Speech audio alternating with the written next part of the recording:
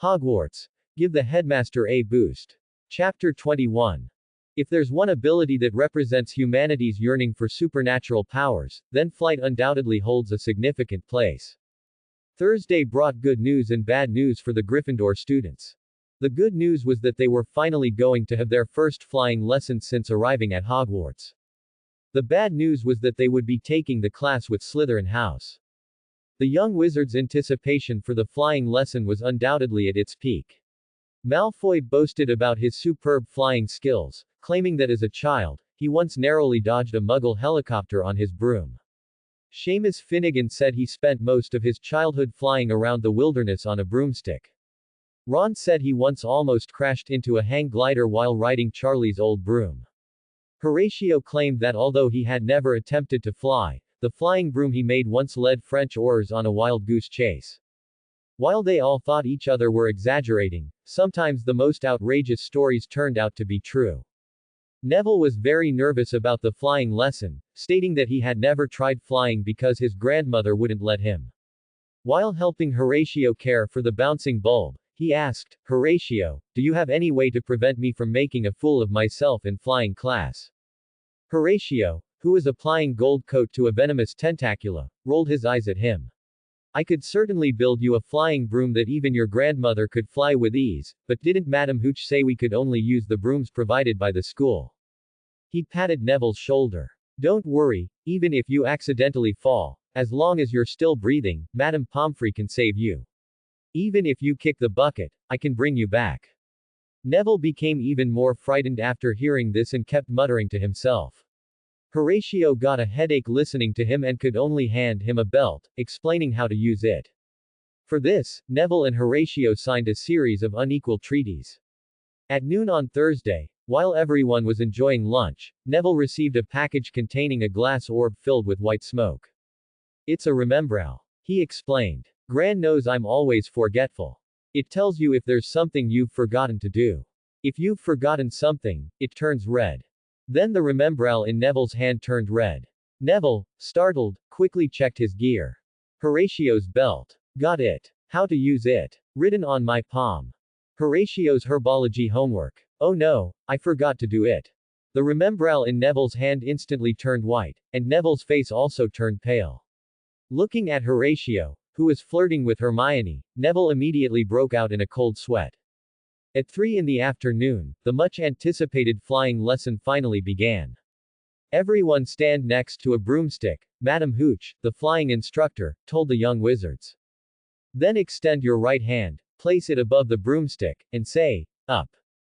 Up!'" Everyone shouted. The broom next to Harry instantly flew into his hand, but this only happened to a few, and Horatio was not among them. "Up!" Horatio shouted a second time, but the broom still didn't move. "Get up!" Horatio shouted a third time, and at the same time, golden fiendfire ignited in his left hand. The broom immediately flew obediently into Horatio's hand, rubbing against his palm like a dog begging for a pat. It wouldn't listen to reason, so it had to face consequences. As the young wizards successfully made their brooms fly into their hands, Madam Hooch said, "Now, mount your brooms. When I blow my whistle, push off the ground with both feet. Push hard." Neville, being too nervous, pushed off the ground before Madam Hooch blew her whistle. As he flew higher, the broom's speed increased. The faster the broom went, the more nervous Neville became, and the more nervous Neville became, the more out of control the broom became. Finally, it lost control, and the broom began to dart around the sky with Neville. Just as Neville was about to slip off the broom, he finally remembered Horatio's belt. He then pressed the button in the middle of the belt and shouted, "Transform." As golden and red metal extended and attached to Neville's entire body, an Iron Man-style alchemical suit of armor appeared on Neville. Inside the armor, Neville shouted, "Activate auto flight." Flames shot from the armor's hands and feet, and it flew a lap around the Hogwarts Quidditch pitch, then landed steadily among the young wizards with a heroic entrance. The Gryffindor students immediately erupted in enthusiastic cheers. "So cool. Neville." Even Professor Hooch applauded him. Inside the armor, Neville said, "End transformation." Then the armor slowly retracted, eventually returning to a belt. The Gryffindor students continuously cheered Neville's name. Neville took off the belt and walked up to Horatio, returning it to him. Horatio, thank you for your help. Without this belt, I don't know what I would have done today. Horatio put away the belt and said, it's nothing. Just remember to complete what you promised me. Sorry, I forgot to do your herbology homework. The entire field instantly fell silent. The young wizards all looked at Neville with sympathetic eyes. Even Malfoy, who was annoyed by Neville's showboating, looked at Neville with pity. It's fine, Horatio patted Neville's shoulder and turned to Professor Hooch. Professor, Neville's broom is damaged. I can sponsor one now. Without waiting for Professor Hooch to say anything, Horatio pulled out a modified turbo-jet broom from his bag. Looking at the huge turbo-jet device at the back of the broom, Neville swallowed. Horatio, I was wrong. Can you give me another chance? It's nothing, it's nothing. I've added protective magic to it, so you won't melt from air friction when flying at supersonic speeds. And didn't I say? Even your grandmother could fly well on it. Don't worry, I guarantee you won't fall. Supersonic. Horatio ignored Neville and directly pulled him onto the turbo broom. Ready. Here we go. The turbo broom instantly broke the sound barrier with Neville, rushing towards the atmosphere. Neville's screams only echoed from the horizon much later. Horatio watched his stopwatch, counting. Soon after, the turbo broom brought Neville back to the Hogwarts Quidditch pitch. Not bad, not bad. 18 seconds and 05 for a lap around Europe. Neville on the turbo broom was already foaming at the mouth and had passed out with his eyes rolled back. Madame Hooch rushed over to check on him, finding that Neville was only scared unconscious. She glared fiercely at Horatio. I'm taking this child to the hospital. None of you move. Put your broomsticks back where they belong, otherwise, you'll be expelled. And Gryffindor, -5 points. Horatio looked indifferent. Malfoy eventually picked up Neville's remembrall, and Harry, as expected, demonstrated his seeker talent to Professor McGonagall. Professor McGonagall came to the pitch and took Harry and Horatio away.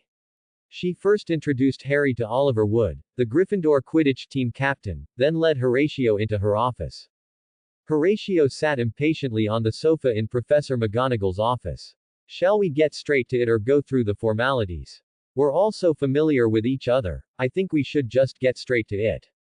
Professor McGonagall was truly helpless with this little troublemaker.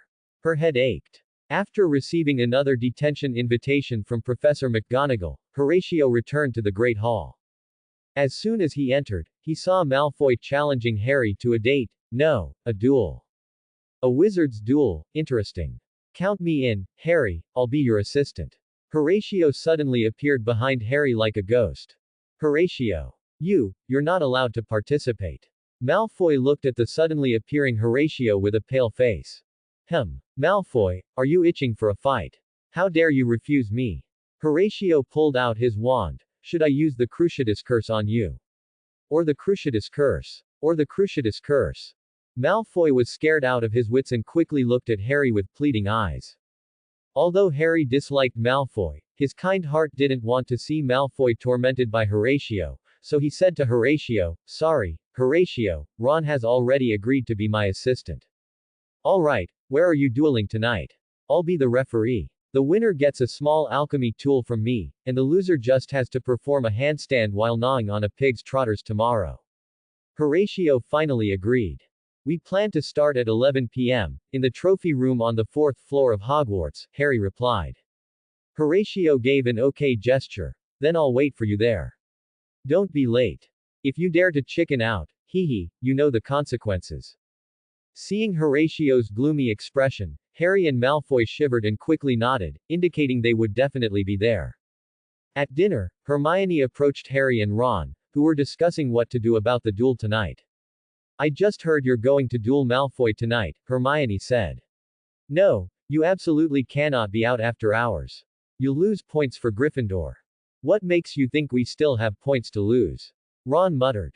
Hermione glared at Ron, but seeing Gryffindor's pitifully low score on the scoreboard, she immediately deflated. Then you'll be expelled if you get caught. Hermione was a little anxious. Ron shook his head. I don't think being out after hours is a big deal. What Horatio does would be considered light even for Azkaban, and look at him, he's still running around alive and well. Hermione became even more desperate. Professor McGonagall will give you detention. Detention. I'm the expert on detention. Horatio's, gossiping behind Horatio's back, radar system went off, so he went to the alerted location to check the situation, and who was gossiping about me just now? Come out honestly. Ron's face went pale, but he still bravely stepped forward. Horatio glanced at Ron. You've got guts. Since you have a duel tonight, I won't punish you. If you lose tonight, you can just eat a baguette dipped in Parvati's hometown holy river water with blue cheese for tomorrow's meal. After saying that, Horatio went to find Parvati to ask for some Ganges water. Harry shrugged and said to Hermione, you see. It's not that we want to go, but that we have to. At 10:30 p.m., Harry and Ron snuck out of their dormitory and encountered Hermione, who was waiting for them in the common room. Hermione, I was going to tell Professor McGonagall, but. Harry and Ron ignored Hermione, who was babbling incessantly, and left the Gryffindor dormitory, encountering Neville, who had forgotten the password, at the door. Ultimately, the four of them went together to the trophy room on the fourth floor. In the trophy room, Malfoy, Pansy, Crabbe, and Goyle had been waiting for a long time. Malfoy had originally thought that bringing two more people would give Harry an unexpected surprise, but he hadn't expected Harry to bring two more as well. Just then, Horatio walked out of another room, holding Heather. Oh, so many people. Perfect for a 4v4. By the way, after you're done fighting, don't go that way. Horatio pointed in one direction down the corridor and said, there's a three-headed dog in a room over there, seems to be guarding something. Hermione saw Horatio and immediately started lecturing him. Horatio picked at his ear and said helplessly, Hermione, admit it, you're a Gryffindor at heart, you love adventure, otherwise you wouldn't have come along. Besides, you wouldn't want to lose to Slytherin and be mocked by Malfoy, would you? Hermione closed her mouth and finally stood opposite Pansy. Come on, choose your opponents, and let's hear some pre-match trash talk. Horatio stood between the two groups of people and said. Wait, that's Peeves. He'll tell Filch. Hermione pointed at the suddenly appearing Peeves and said. Horatio sighed and said to Peeves, you, come here. Peeves saw that it was Horatio, that demon, and was immediately scared out of his wits. He tremblingly came to Horatio. Lord Horatio, what are your commands? Go get me a bag of sunflower seeds. I want to enjoy the duel here. If you dare to let anyone else know, you know the consequences. Peeves turned and fled from the place. Have you chosen your opponents? Have you decided who will go first? Wait, that's Mrs. Norris. She'll tell Filch we're here. Ron pointed at a cat sitting at the end of the corridor and said. Sigh, Heather, call her over. Meow. Mrs. Norris trotted over, wagging her tail like a dog, seemingly trying to curry favor with Heather in Horatio's arms. Why are you so slow? If you don't hurry up and fight, this referee will personally come down and fight all of you. Harry and Malfoy reluctantly pulled out their wands and stepped forward. Wait, that's Filch. Run! Harry shouted. Everyone wanted to escape immediately, but found that they couldn't move their feet. Is this ever going to end? Are we fighting or not? Horatio yelled in frustration. Filch, do you still want that levitation charm wand? Filch quickly rubbed his hands and came before Horatio. Young Master Horatio, what are your orders? Go cut me a watermelon. All right, please wait a moment. Amidst the shocked and admiring gazes of the young wizards, Horatio lifted the spell on them. The miscellaneous people have been cleared. You must decide a winner today. I swear on my honor as the little prince of night roaming. Harry and Malfoy were still fighting. At first they were using their wands to cast some fireworks at each other, but after a while they found that they couldn't cast any magic. Eventually, the two of them just threw away their wands and started passionately punching each other, fist to flesh. Horatio covered his face, unable to watch. Is this what Hogwarts teaches? I suggest you go to Southeast Asia to learn free combat. Hogwarts wouldn't teach young wizards to stay up all night fighting here. A white-bearded old man arrived. Dumbledore looked at the young wizards, who were scared like little chicks, and said, Children, I need an explanation. Tisk. Horatio snapped his fingers. Everyone except Dumbledore and Horatio seemed to have been paused, everything became still. Horatio looked at the shocked Dumbledore and said, Time stagnation, the most basic time magic. Is that explanation enough? Dumbledore was silent for a moment, then said, I think you've convinced me, my boy. Horatio released the time stagnation and said to Harry and Malfoy, after friendly negotiation, the old man is willing to participate in this duel as an assistant referee, so the match continues. Horatio and Dumbledore, holding the watermelon brought by Filch and munching on the sunflower seeds brought by Peeves, sat on the steps, watching the young wizards passionately brawling below with great interest, occasionally commenting on the performance of the contestants. Hermione was simply too overpowered among these young wizards who could barely cast a few spells. She single-handedly took on 4 and defeated Malfoy's group. Horatio stood up and announced, Gryffindor wins this duel, Hermione is the MVP, everyone else is a freeloading winner. The relationship between the young wizards, who had experienced the midnight duel, rapidly warmed, and currently, Hermione and Neville had integrated into Harry and Ron's small group. Harry and Ron recognized Hermione's strength, and Hermione also recognized the kindness and bravery of her 2 companions. As for Neville, at least he was cute, wasn't he? Thus, a story circulated throughout Hogwarts. There are 4 heavenly kings at the pinnacle of Gryffindor. They commit all kinds of evil, bully men and women, and engage in burning, killing, and looting. Draco Malfoy of Slytherin provided strong testimony, stating that they forced him and 3 other Slytherin companions to eat pig trotters while standing on their heads in the Great Hall. They are Knowledge King, Hermione Granger. She is active in class, leaving no chance for students from the other 3 houses to answer questions. Herbology King, Neville Longbottom. He is unrivaled in the field of herbology. It is rumored that he once single-handedly defeated the entire Hufflepuff house with a biting cabbage. Wizard Chess King, Ron Weasley. He is the embodiment of a devil, not only liking to challenge people to wizard chess everywhere, but also thoroughly belittling the challenged after he wins. Quidditch King, Harry Potter. He deceives all beings in the name of the Savior. He is actually a demon. In a Quidditch match, he used 4 strange objects floating around him to knock all 7 Ravenclaw players off their brooms. If a brave person from another of the 3 houses happens to defeat the 4 heavenly kings, they will face the deepest despair. The 5th heavenly king, Detention, King Horatio Quibble. It is rumored that he is cruel by nature, taking pleasure in tormenting young wizards. He is called a little devil of chaos by professors from all houses, and even the headmaster has no way to deal with him. The good news is that to limit this little devil from harming the house, the great Professor McGonagall always puts him in detention, so he is either in detention or on his way to detention. An exclusive report from an unknown red-haired twin.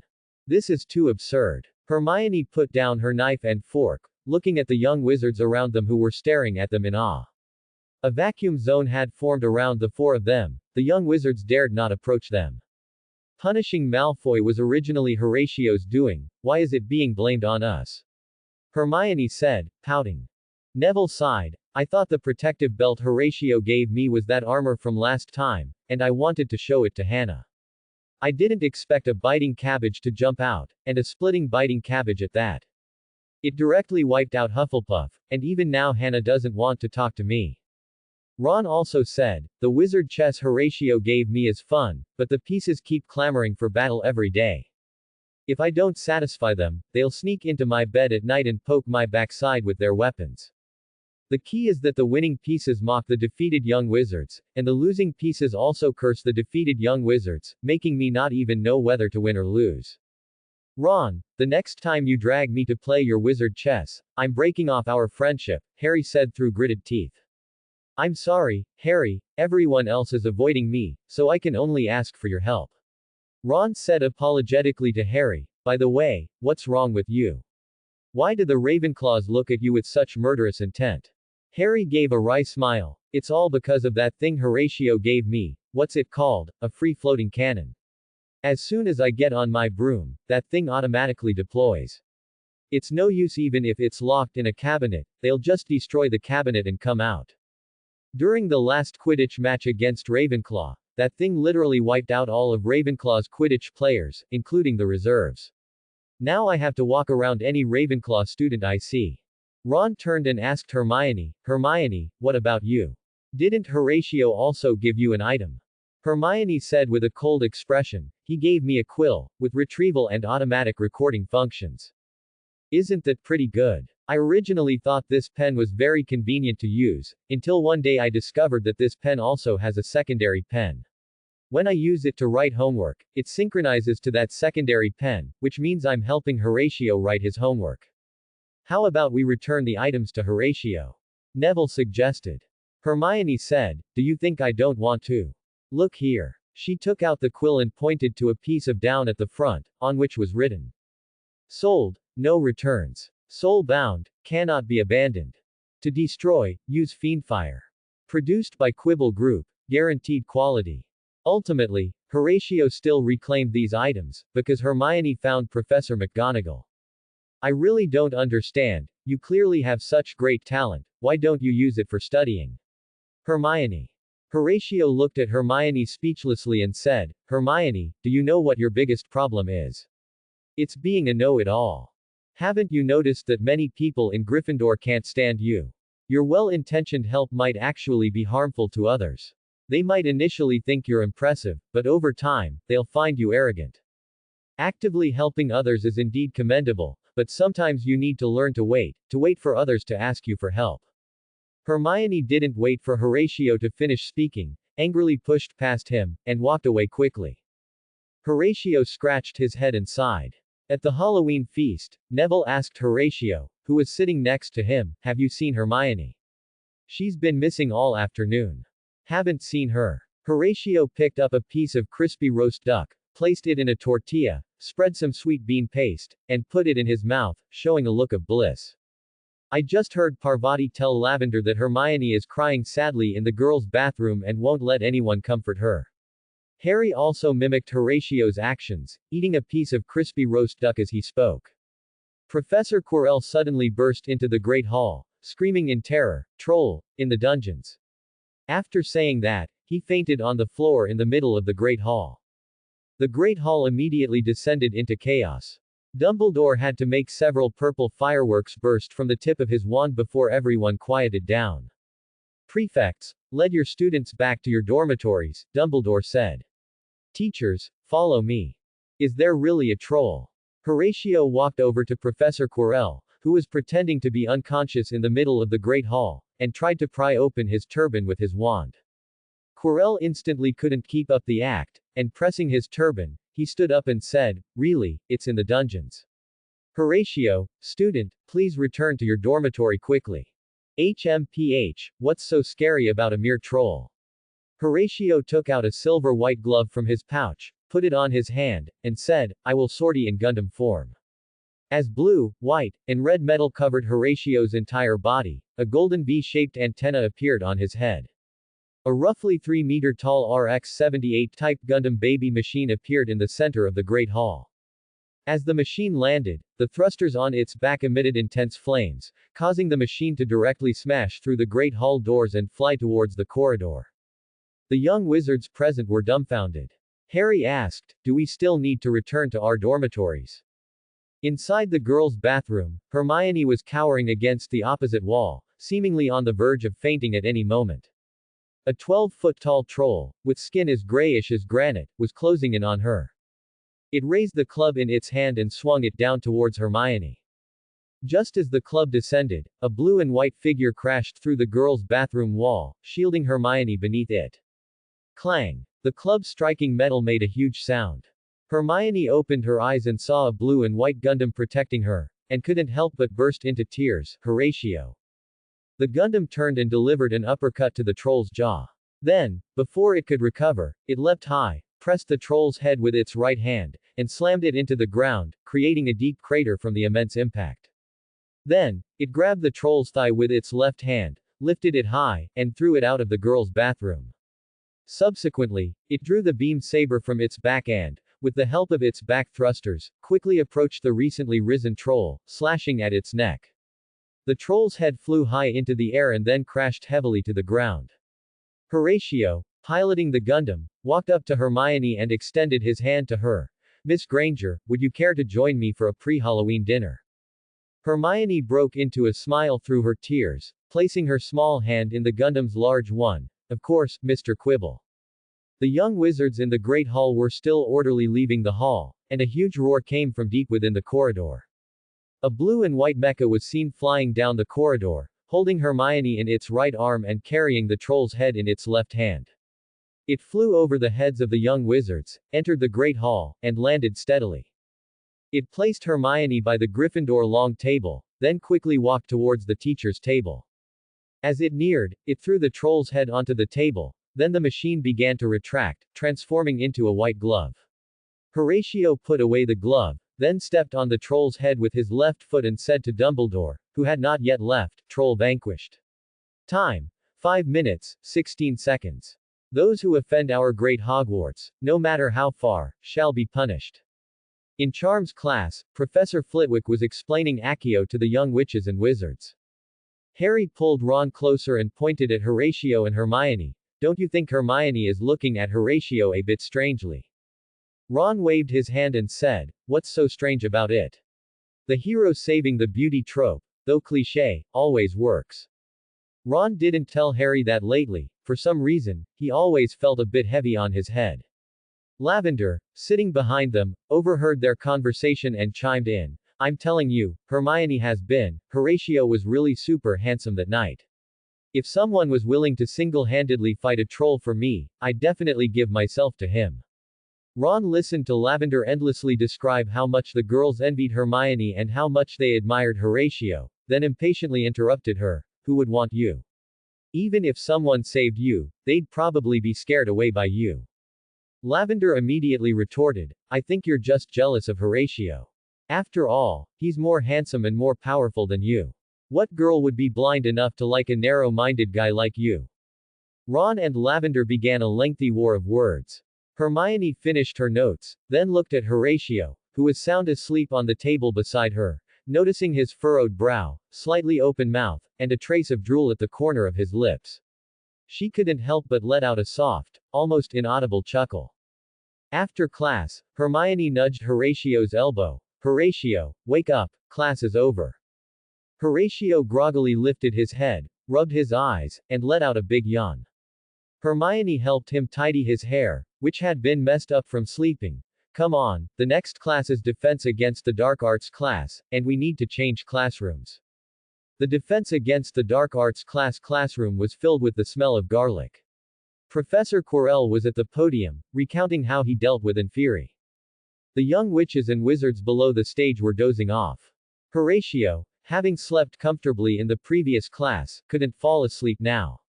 He could only stare blankly at Hermione, who was taking notes, making her ears turn red. She kicked Horatio's shin. Horatio, bored, leaned on the table, playing with Hermione's hair. "Hermione, what did Professor Flitwick teach last class?" "Accio," Hermione said, letting Horatio play with her hair. "Oh." Horatio looked at Professor Quirrell on the podium, and a bold idea suddenly sparked in his mind. Without hesitation, Horatio picked up his wand and waved it at Professor Quirrell's turban. "Turban Accio." Professor Quirrell felt his turban seemingly moving away from him and immediately pressed on it to prevent it from flying off. However, due to his unstable center of gravity, he tumbled down the podium, yet he still held onto the turban tightly, refusing to let it fly away. Hermione interrupted Horatio. "How could you do that?" Professor Quirrell, taking advantage of Horatio's interruption, clutched his turban and fled the classroom as if escaping, causing the young witches and wizards to burst into laughter. Just as Hermione was about to lecture Horatio, he covered her mouth and whispered in her ear, "Sometimes the truth isn't as simple as you imagine." Horatio watched Professor Quirrell's fleeing back, seeing Lord Voldemort roaring in anger. After a while, Professor Quirrell returned to the classroom. "Horatio, for pranking a teacher in class, Gryffindor will lose 5 points, and you will have detention in my office tonight." Horatio touched a red stone in his pocket and said, "All right, Professor." That evening, Horatio pushed open the door to Professor Quirrell's office. Professor Quirrell was already waiting for him there. Professor Quirrell led Horatio to a table on which sat a glass jar containing a spider. Professor Quirrell said, "Horatio, you are the most talented young witches and wizards I have ever met, but you lack ambition. You are wasting your talent." "What is ambition? Can it be eaten?" Horatio yawned. "Professor, just say what you want to say directly." I still need to go back to sleep. HMPH, do you know how many unforgivable curses there are? Professor Quirrell asked. I know, Imperio, Crucio, and the killing curse, right? Then do you know how to? Before Professor Quirrell could finish, Horatio pulled out his wand and pointed it at the spider in the glass jar. Avada Kedavra. A green light burst from the tip of his wand, striking the spider in the glass jar and instantly taking its life. Don't bring out these tricks to fool children and embarrass yourself. Just tell me what you want directly, or let the person behind your head speak. Horatio waved his hand impatiently. How did you know? Professor Quirrell asked in surprise. HMPH, interesting. Let me speak with him, Lord Voldemort, from behind Professor Quirrell's head, said. Professor Quirrell removed his turban, revealing an ugly face attached to the back of his head, which made Horatio feel sick. Horatio, it seems you are not simple either, to have discovered my existence, Lord Voldemort began. Horatio fanned his nose. I can smell your decaying soul from a mile away. HMPH, sharp-tongued. I'll give you a chance, surrender to me. Wait, Lord Voldemort, guess why I knew of your existence and still provoked you in class? Why? Horatio took out the Philosopher's Stone he had later made from his pocket and dangled it in front of Lord Voldemort, because I'm bored. Avada Kedavra. Lord Voldemort manipulated Professor Quirrell's body to cast the killing curse on Horatio. Horatio dodged with a flicker. Look at you, so impatient. Let me finish what I'm saying. Another green light shot towards Horatio. After dodging, Horatio said, never mind, you're in such a hurry. I'll play with you. Avada Kedavra. Annihilation. Horatio unleashed a magic ranked after the 3 unforgivable curses. A purple light filled with destructive aura shot from the tip of his wand. The purple light collided with the green light, instantly engulfing it, then struck Lord Voldemort. Annihilation. Void magic, inflicts molecular level destruction on the target hit. As Professor Quirrell's body disintegrated, a black mist shot out from it and fled towards the door.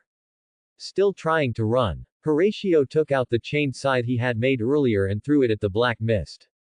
The scythe struck the black mist, and a violent shriek erupted from within. He, you offended the abbot and still think you can leave. Horatio dragged the scythe back along the chain, while taking out the lantern he had made earlier. Lord Voldemort's soul looked at the lantern glowing with green fire, as if seeing souls wailing in pain inside. No. He struggled desperately, trying to break free from the scythe, but the scythe seemed to be embedded in his soul body, impossible to shake off. As the chain shortened, he got closer and closer to the lantern. Gritting his teeth, he severed the part of his soul body hooked by the scythe, and the remaining part escaped the classroom. TCH, told you not to go bottom lane against a hooked champion without cleanse. After collecting the soul fragment from the scythe into the lantern, Horatio sniffed the lingering soul aura in the air. I'm coming for you. Lord Voldemort's soul hid in a classroom. He was in the classroom's cabinet, too severely injured to escape Hogwarts. Outside the classroom, the sound of chains sliding on the ground echoed from the corridor, followed by heavy footsteps. Suddenly, the classroom door opened. Lord Voldemort's heart leapt into his throat. He didn't dare to breathe. Little pigs. Little pigs. Horatio's voice echoed in the classroom. Where are you? Lord Voldemort heard the footsteps outside the cabinet stop, and his heart rate involuntarily quickened. Here you are. Horatio grinned menacingly and suddenly opened the cabinet door. Lord Voldemort inside was scared out of his wits, using his last bit of strength to phase through the wall into the adjacent toilet, not caring about anything else as he plunged into the sewer. Horatio gave a thumbs up, a tough guy. When Dumbledore arrived at Quirrell's office, he saw Horatio, wearing a mask and oxygen tank, using a sound system to continuously play the Great Compassion mantra to a lantern. What are you doing? Where's Quirrell? Dumbledore asked. Horatio did not remove his mask, and used his wand to write in the air. I am conducting an experiment on converting Lord Voldemort. As for Quirrell, you might have inhaled some of Quirrell when you just breathed. Horatio briefly described what had just happened, and handed Dumbledore an oxygen tank and mask. Dumbledore silently put on the mask, and mimicking Horatio, wrote in the air with his wand, "Come to my office." Inside the headmaster's office, Horatio and Dumbledore, one large and one small, sat around the lantern, observing what was inside. My boy, you've really given me a huge problem, Dumbledore sighed. Horatio, with a face full of question marks, said, Old man, I'm telling you, you're trying to frame me. I clearly solved a big problem for you. If you don't give an explanation today, you can forget about your office. With that, Horatio took the nuclear warhead out of his cloth bag and slammed it onto the table. Dumbledore was startled and quickly put the thing away. Calm down, calm down. This thing is too dangerous, I'll keep it for you for now. Dumbledore explained in detail to Horatio the prophecy about Lord Voldemort and Harry, and the plan for Harry's growth. For a transmigrator with ambitions and other goals, there was little interest in helping Harry grow, but Horatio was different. He was a fun seeker, and for such matters, he insisted on being involved. Subsequently, he made a pact with Dumbledore. 1. Horatio would help train Harry, but could not teach him dark arts. For everything else, as long as it didn't take Harry's life, he could do as he pleased. 2. Horatio would participate in setting up the Philosopher's Stone defense challenges, again, without using dark arts or taking Harry's life. 3. Horatio would serve as the final boss, and could not use dark arts on Harry. Finally, Horatio left with Dumbledore's handwritten order. The next morning, Harry and Ron were having breakfast when Horatio found them. Harry Potter, I am now formally informing you that because you have repeatedly violated school rules and caused irreparable damage to the school's reputation, you will need to obey the commands of Horatio, the most rule-abiding student, for the rest of this semester. Harry pointed to himself. Huh. Me. Then he looked at Horatio. You. The most rule-abiding. Horatio slapped Dumbledore's handwritten order on the table in front of Harry. Less talk. This is Dumbledore's order. Now get up and come with me, or you can wait to be expelled. Harry looked at the order on the table, feeling like the sky had fallen, and followed Horatio out of the great hall under the sympathetic gaze of the young witches and wizards. Harry followed Horatio to a large greenhouse, which was already full of lush Houtinia cordata, where Neville was watering them. House Elf Unit Number 1, stop for a moment, this is House Elf Unit No. 2. Horatio pushed Harry in front of Neville, explained the rules and precautions inside the greenhouse to him, then take him to complete today's work tasks together. Neville looked at Harry with an expression of shared misery. Come on, I'll show you the tools and herbs here. Oh, and House Elf Unit Number 1, isn't it time for my pay today? Horatio extended his hand to Neville. Neville fumbled in his pocket and handed Horatio a silver sickle. House Elf Unit Number 2 doesn't need to pay since it's its first day today, but remember to pay me tomorrow. 1 silver sickle per day, Horatio said before leaving the greenhouse. Huh. Neville, why do we have to pay him when we're helping him work? Horatio said it's a great honor for us young witches and wizards to work for him here, and the variety of herbs here is no less than those at Hogwarts, so it's already a bargain that we only pay 1 silver sickle to learn here. Caw. A jet-black crow flew onto the support frame above their heads and cawed loudly at them. Sorry, Lord Nephthys, we'll get to work right away, right away. Neville pulled Harry to a pile of fertilizer and began shoveling it into small buckets. Harry, Hather, Isis, and Nephthys will take turns on duty here. You absolutely must not be caught slacking off, or the 3 of them will deal with us. Why? They don't look like they have any combat power. I thought so too, until they put on their mechs. Anyway, I lay in Madame Pomfrey's ward all day that day. Harry, you should know that our status here is only slightly higher than the stones on the ground. In the evening, Harry and Neville returned to their dormitory exhausted, lying on their beds, not wanting to do anything but get a good night's sleep. A few days later, in herbology class, Harry and Neville skillfully repotted, fertilized, and watered the jumping bulb plants, and Professor Sprout happily gave them 2 points. Ron asked Harry why he was so skilled. Harry said that repotting dozens of jumping bulb plants every day would make anyone skilled. That day, Horatio took Harry and Neville to an empty field outside the school. Horatio said, House Elf Unit Number 1, House Elf Unit Number 2, today I'm giving you some employee benefits and teaching you some real skills.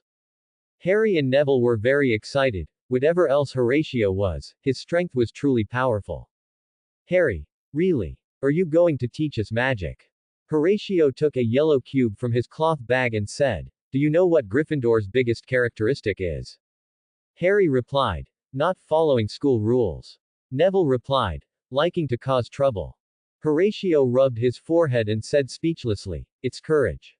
Gryffindor's biggest characteristic is courage. Horatio threw the yellow cube on the ground, and with a series of transformations, it turned into a huge yellow jeep. Harry looked at the jeep, whose tires were almost taller than him, and asked tremblingly, Ho!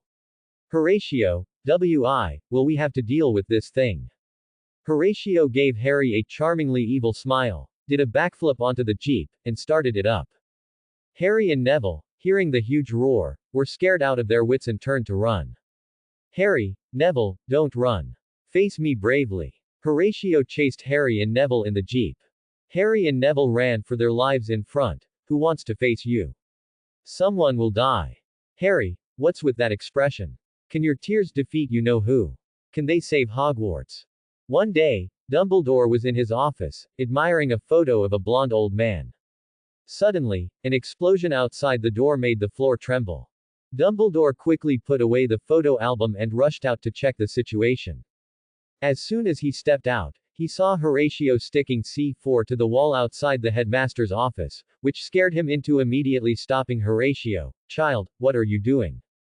Old man, I needed to see you, but the gargoyle at your door wouldn't let me in, so I gave it a taste of its own medicine. Horatio pointed to the shattered stone statue. I couldn't get into the headmaster's office through the main entrance, so I thought I'd open a side entrance for you to make it easier to get in and out. Horatio continued to stick C4 to the wall. No need to thank me. Thank me for what, you idiot? Dumbledore quickly removed the C4 from the wall and restored the gargoyle to its original state. I'll tell you the password to the headmaster's office in the future, you don't need to be so extreme. Dumbledore led Horatio into the headmaster's office and said, all right, tell me, what do you need? Horatio took an egg from his satchel and placed it on the table. This was confiscated from Quirrell's office. It seems to be a dragon egg. Find me a place, I want to raise a dragon for fun. Dumbledore looked at the dragon egg on the table, his eye twitching. Child, dragons are too dangerous, and they cannot be tamed. How about I give you a pygmy puff? Or a niffler? Old man, do you think I'm more dangerous or is a dragon more dangerous? If not a dragon, then get me a Dementor. I want to study it. In the end, Horatio gave up on raising a dragon, mainly because Dumbledore said it was too much trouble. Newly hatched dragonets needed a bucket of brandy and chicken blood every half hour.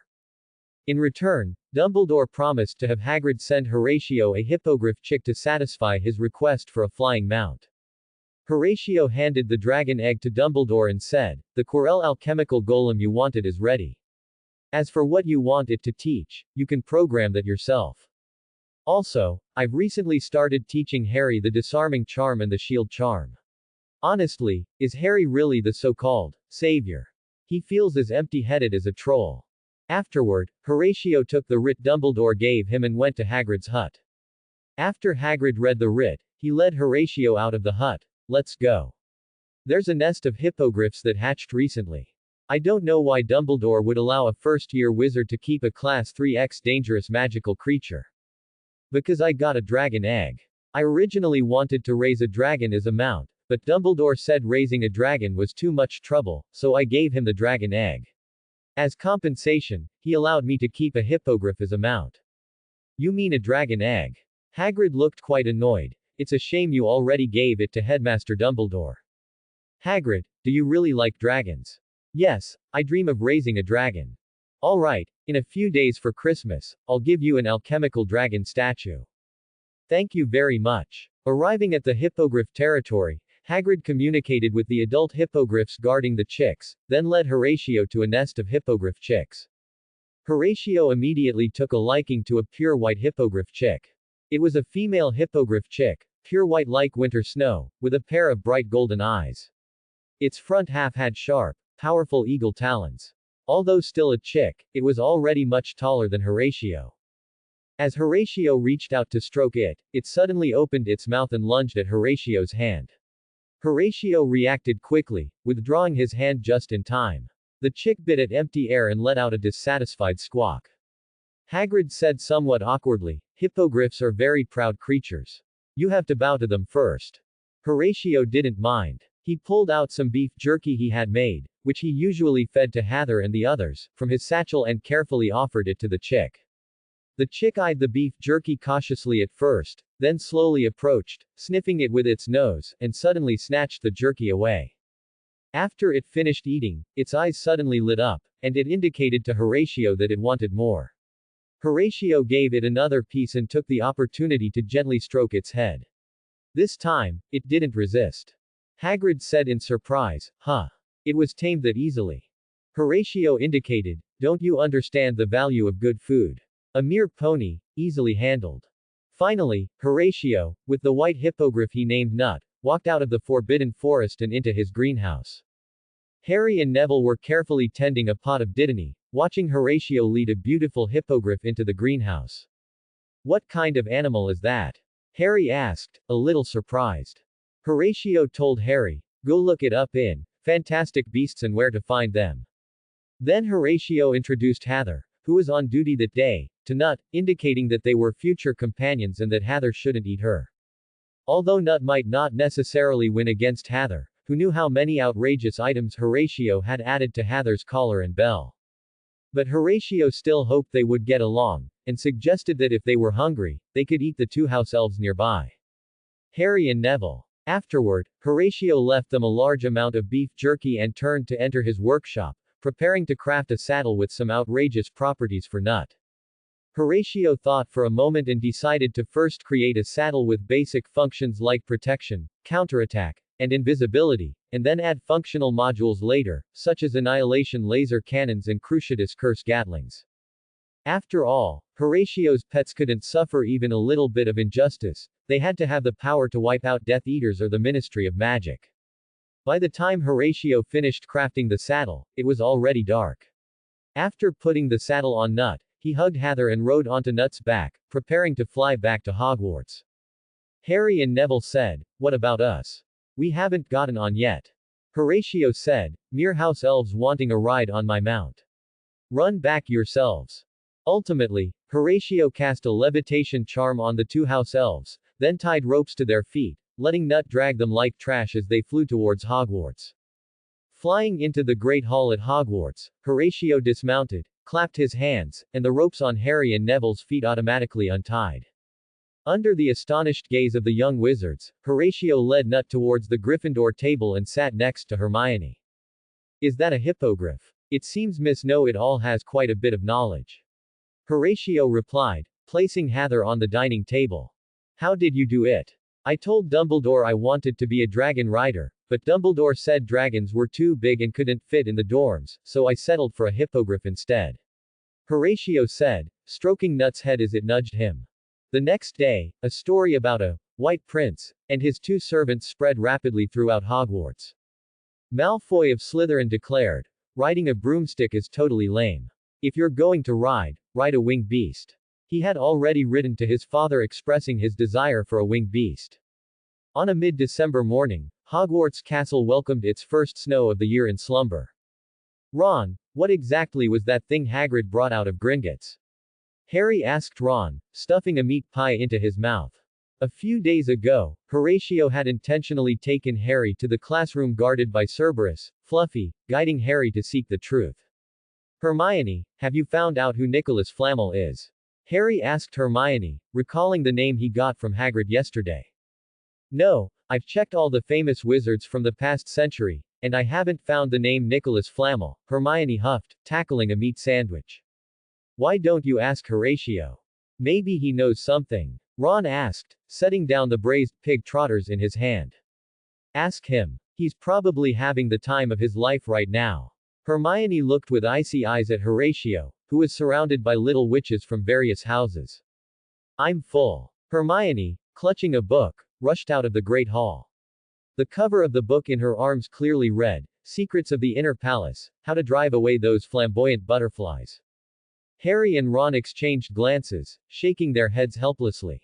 With 1 week until Christmas, Professor McGonagall came to the Gryffindor common room to register the names of students staying at Hogwarts for the holidays. "Aren't you going back to the orphanage?" Professor McGonagall looked at Horatio, who had come to register, speechless. "What's there to go back to at the orphanage?" I absolutely love Hogwarts. The environment here is great, and the people are interesting to talk to. No, I'm not going back. Professor McGonagall rubbed her forehead. She had planned to go back to her hometown for Christmas, but this little rascal was staying at school, so she had to stay and keep an eye on things, otherwise, it would be a question of whether Hogwarts would still be standing when she returned after the holidays. Horatio thought Professor McGonagall truly understood him. He planned to take advantage of the sparse crowd to conduct a strength test on Hogwarts, seeing how many bombs it would take to dismantle Hogwarts. The day before Christmas, Hermione successfully evolved into Aunt Hermione, chasing away all the little witches around Horatio.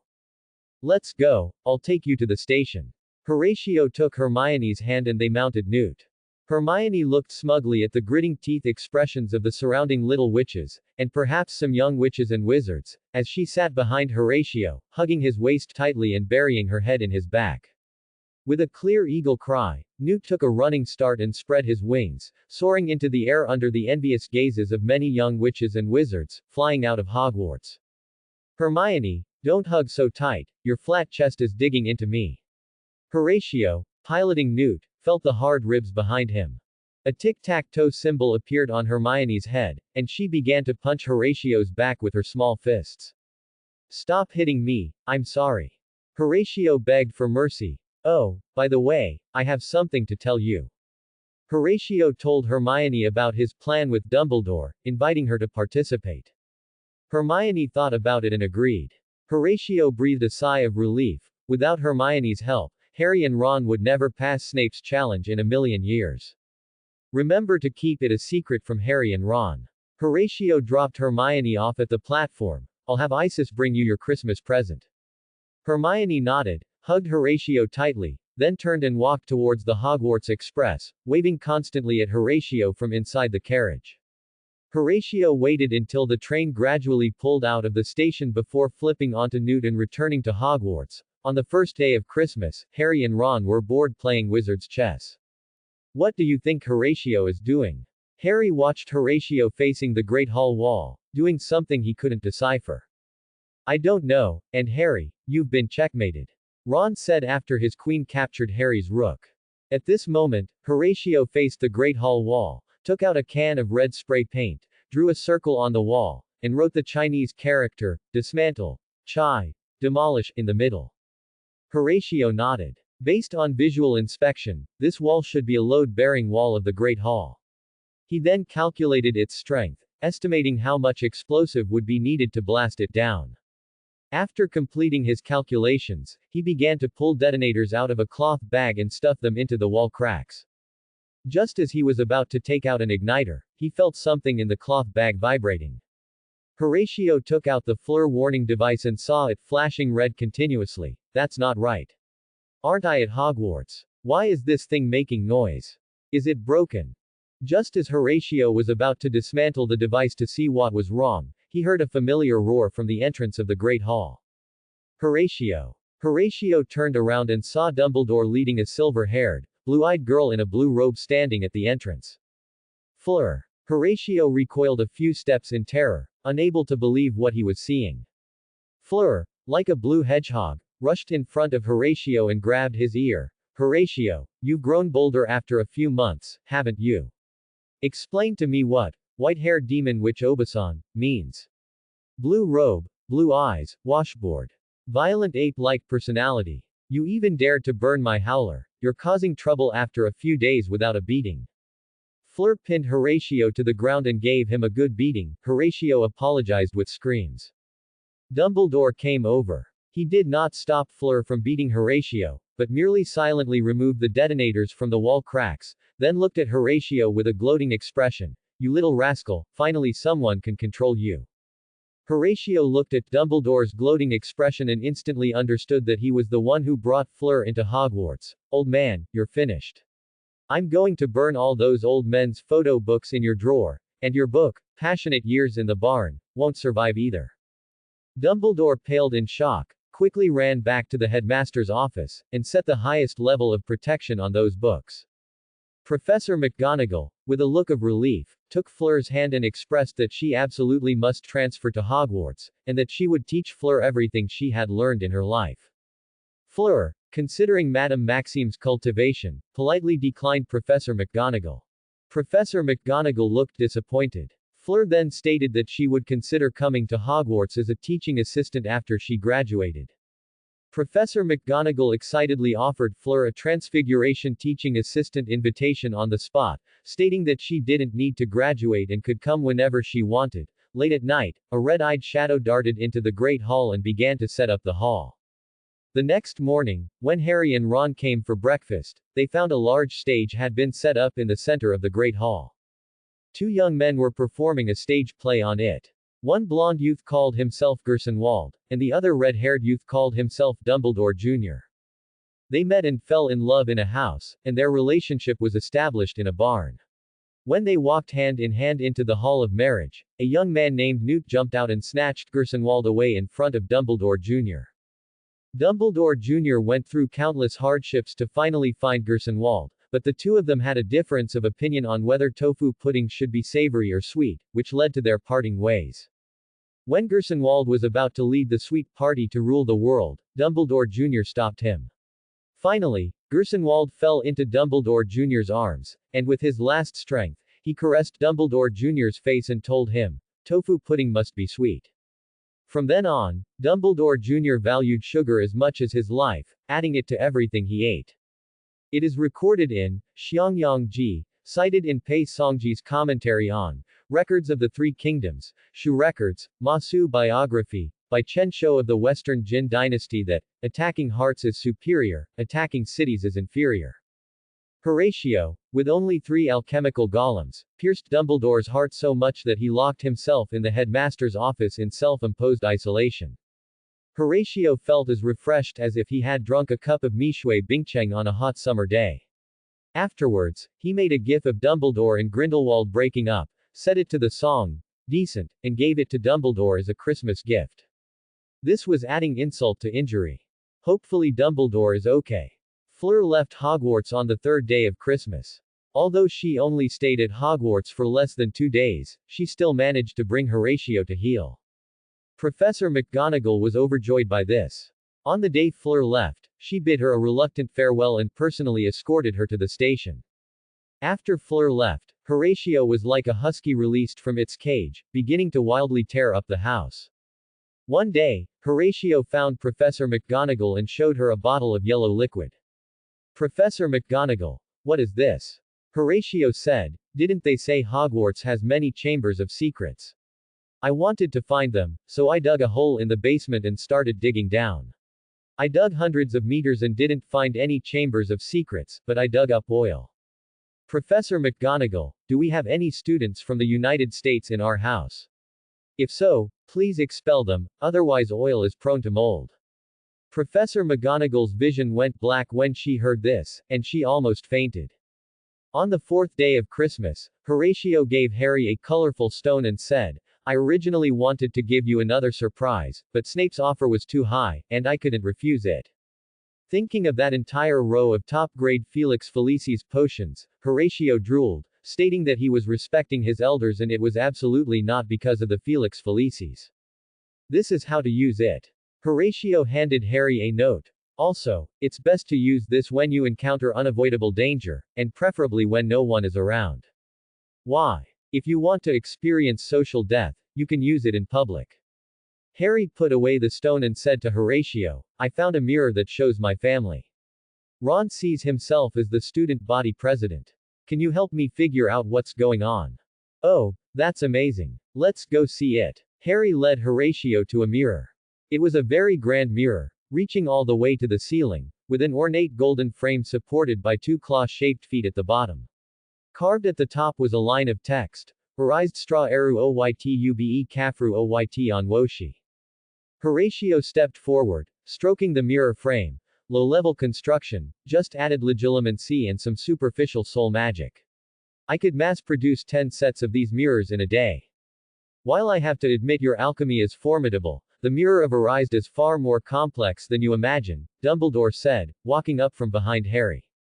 Dumbledore stood beside Harry and continued, "It shows us nothing more or less than the deepest, most desperate desires of our hearts. Harry has never seen your family, so he sees them standing around you. Ron has always felt inferior to his brothers, so he sees a version of himself who is better than them."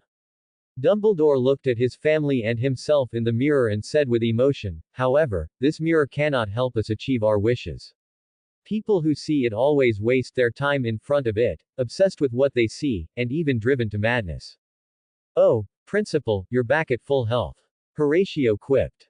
A vein throbbed on Dumbledore's forehead, but he still said calmly, "Thank you, Mr. Horatio, for the Christmas gift. I am very curious what Mr. Horatio desires most in his heart." Dumbledore gestured for Horatio to stand in front of the mirror. HMPH, Horatio grumbled, but he still stood in front of the mirror. He was also curious about what he truly desired in his heart. Dumbledore's face darkened when he saw Horatio in the mirror. The Horatio in the mirror was wearing a beach casual outfit, lying on Fleur's lap, while Hermione was feeding him watermelon. Heather was lying on his belly, and Newt, Isis, and Nephthys were chasing and playing in the air. All of this seemed quite normal, didn't it? At most, one could say Horatio was a bit of a playboy, if he hadn't pulled out that detonator. In the mirror, Horatio was stroking Heather with his left hand and pressing the detonator with his right. Hogwarts, behind them, was blown sky-high in a violent blaze. The Horatio in the mirror scoffed, saying, "Real men never look back at explosions. So, your deepest desire is to blow up Hogwarts." Life at Hogwarts was always peaceful yet full of fun. With Hermione and Horatio's cooperation, Harry finally found out about the Philosopher's Stone, the item guarded by Cerberus, Fluffy. What followed was the final exam, starting with a written test. Horatio had originally crafted a quill that could answer questions by itself, but he didn't expect Dumbledore to be one step ahead, providing them with new quills specifically for the exam, all enchanted with anti-cheating spells. In response, Horatio declared, "You're so great and noble, but can't I just not take this written test?" So, Horatio decisively turned in a blank paper. Besides that, they also had practical exams. During the Charms class exam, Professor Flitwick called them into the classroom one by one to see if they could make a pineapple dance, a tap dance across a desk. Horatio made the pineapple grow long, romantic, black-stockinged legs, 1.8 meters tall, and performed a leg-shaking dance for Professor Flitwick, which caused Professor Flitwick to get a nosebleed. He quickly gave Horatio an, "Oh, outstanding, exceptional performance, eligible for advanced courses," to pass him. In the Transfiguration exam, Professor McGonagall asked them to transform a mouse into a snuffbox. Horatio transformed a snuffbox for Professor McGonagall, carved with a muscular, burly Dumbledore, who kept flexing his muscles. Professor McGonagall was so angry she hit Horatio with a mallet, but still gave him an O. As for the potion class exam, Horatio originally wanted to bribe Snape with a music box depicting Lily and Snape embracing, but Snape refused the bribe and gave him a Pete Poor, needs to retake the course. Furious, Horatio immediately transformed the music box into a scene of Lily and James Potter's wedding, with Snape watching from a corner. Snape said, "You'd better bring your own food and water to Hogwarts." Horatio retorted, "Am I scared of you? Next semester, I'll raise my potion talent to God tier. Snape, that annoying guy, dares to threaten the host. This system can't stand it anymore. The second semester's reward is now being issued in advance. Ding! Congratulations, host, you have received 5 free talent points, and the books, Alchemy Notes from a Certain Fire-Playing Youth, Monster Creation Manual, Forbidden Alchemy, The Art of Life and Soul Creation, and Planting Techniques from a Certain Plant That Doesn't Want Its Brain Eaten. Hee, the system is still the best." Horatio waved his hand, directly raising his potion talent to God tier. So now Horatio's stats are: Charms, 10. Transfiguration, 11. Herbology, 11. Potion, 11. Alchemy, 11. Dark Arts, 8. Ancient Magic, -1. Divination, 10. Magical Creature Affinity, 5. Looking at his current stats, Horatio said he was now very close to a god, and very far from a human. In the subsequent makeup exam, Horatio showed Snape a display of void alchemy, which astonished Snape so much that his jaw dropped, exclaiming, "Impossible." Finally, Snape held his nose and gave Horatio an O. During dinner that day, Horatio's unreasonable talent allowed him to detect 3 potions in his soda, with effects of drowsiness, diarrhea, and mental confusion. Horatio smiled, gripped the cup with his right hand, and as magic surged, the potions inside began to decompose and recombine into a new potion, whose only effect was to give him sweet dreams at night. After dinner, Dumbledore found Horatio in the basement, where he was brewing a potion. "What are you doing?" Dumbledore asked curiously. "Snape, that worm, dared to use potions against me. If I don't get revenge, I'm not Horatio." With that, Horatio poured a packet of arsenic into the cauldron. Dumbledore silently mourned for Snape for 3 minutes, thinking, of all people to provoke, why this lawless little demon with an extreme thirst for revenge. "The plan can begin," Dumbledore said. "Starting today." "All right, I'll go prepare after I'm done dosing Snape." Horatio poured the potion from the cauldron into a bottle and rushed out of the basement. In the common room, Hermione received a message from Horatio and deliberately found an excuse to keep Harry and Ron in the common room. At that moment, Horatio, covered in blood with a huge wound on his chest, ran into the common room. It was Snape. He attacked me. I met him on the 4th floor, Horatio said weakly. Hermione made arrangements. "I'll take Horatio to the hospital wing. You two go explain the situation to Dumbledore and Professor McGonagall." She then helped Horatio out of the common room. Harry and Ron nodded and also left the common room. Meanwhile, Hermione took Horatio to the entrance of the hospital wing and asked, "Horatio, do we really have to do this?" At this point, all the blood and wounds on Horatio's body had disappeared. "What's wrong?" "Hermione, didn't you agree to this plan? I just feel a little sorry for Harry, being played by us like this." "Listen, Hermione, Harry Potter is not like you. He has carried an important mission since the day he was born. We don't have time to wait for him to grow slowly. You know whose return is imminent. He must be able to grow to stand on his own." Horatio didn't tell Hermione that with his talent, even if Lord Voldemort revived, he would be easy prey, someone he could crush with one hand. He was doing this purely because he was a prankster. But, alright, those 2 idiots will have a hard time getting through those obstacles without your help. Go on, Dumbledore, and I will protect your safety from the shadows. After Hermione turned and left, Horatio put on his red cloud cloak, took out the potion he had just brewed, and revealed a cruel smile. "Awaken, hunting hour." Snape was in his office grading papers when Horatio appeared silently behind him. "Who's there?" Snape immediately drew his wand and cast Sectum Sempra behind him. He, the esteemed Dean of Slytherin actually uses dark arts on a student. No wonder Slytherin always produces dark wizards. Horatio casually blocked Snape's attack. "Oh, it's our potion genius Horatio, who doesn't need a cauldron. What are you doing in my office so late? I don't think Gryffindor has enough points for you to deduct anymore." "Shut up, you commoner. You dared to use potions on me. If I don't show you a thing or two, you might think I, Horatio, the king of tigers, am Hello Kitty." Horatio drew his wand and waved it at Snape, Sectum Sempra. Snape blocked the spell and said in shock, "How do you know that magic?" Of course, you taught me, Half-Blood Prince." Horatio certainly wouldn't tell Snape that the spell was recorded in his book. "You dare to be distracted during a duel. How much do you look down on me? Try this move." As his wand drew a motion in the air like a watermelon cut in half, Avada Kedavra. Disarm. Seeing that eerie green light, Snape didn't have time to think and quickly countered with Expelliarmus. Red and green light collided in the air, sparkling with blue-white flames like welding. Gradually, the green light began to be overpowered by the red light. "It seems Mr. Horatio's strength isn't as great as he claims. Once I defeat you, I'll use Veritaserum to make you tell me everything."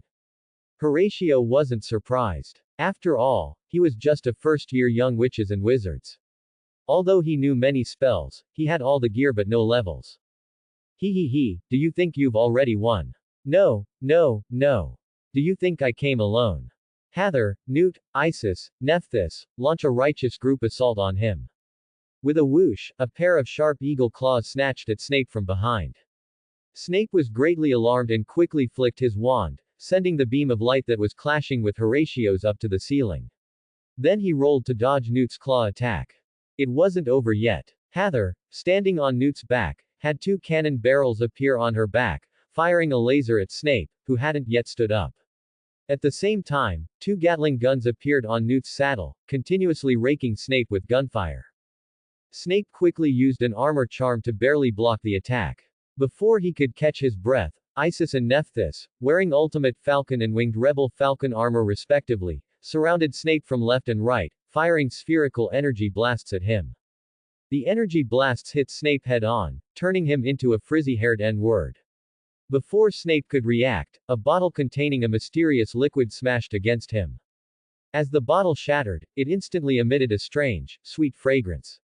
Snape cried out, "Not good," and quickly covered his mouth and nose. But it was too late. Snape's eyes rolled back, and he fainted. Horatio caressed his companions. The righteous companions will ultimately defeat the evil potion professor. Although I used dark arts and launched a sneak attack, I am still the righteous one.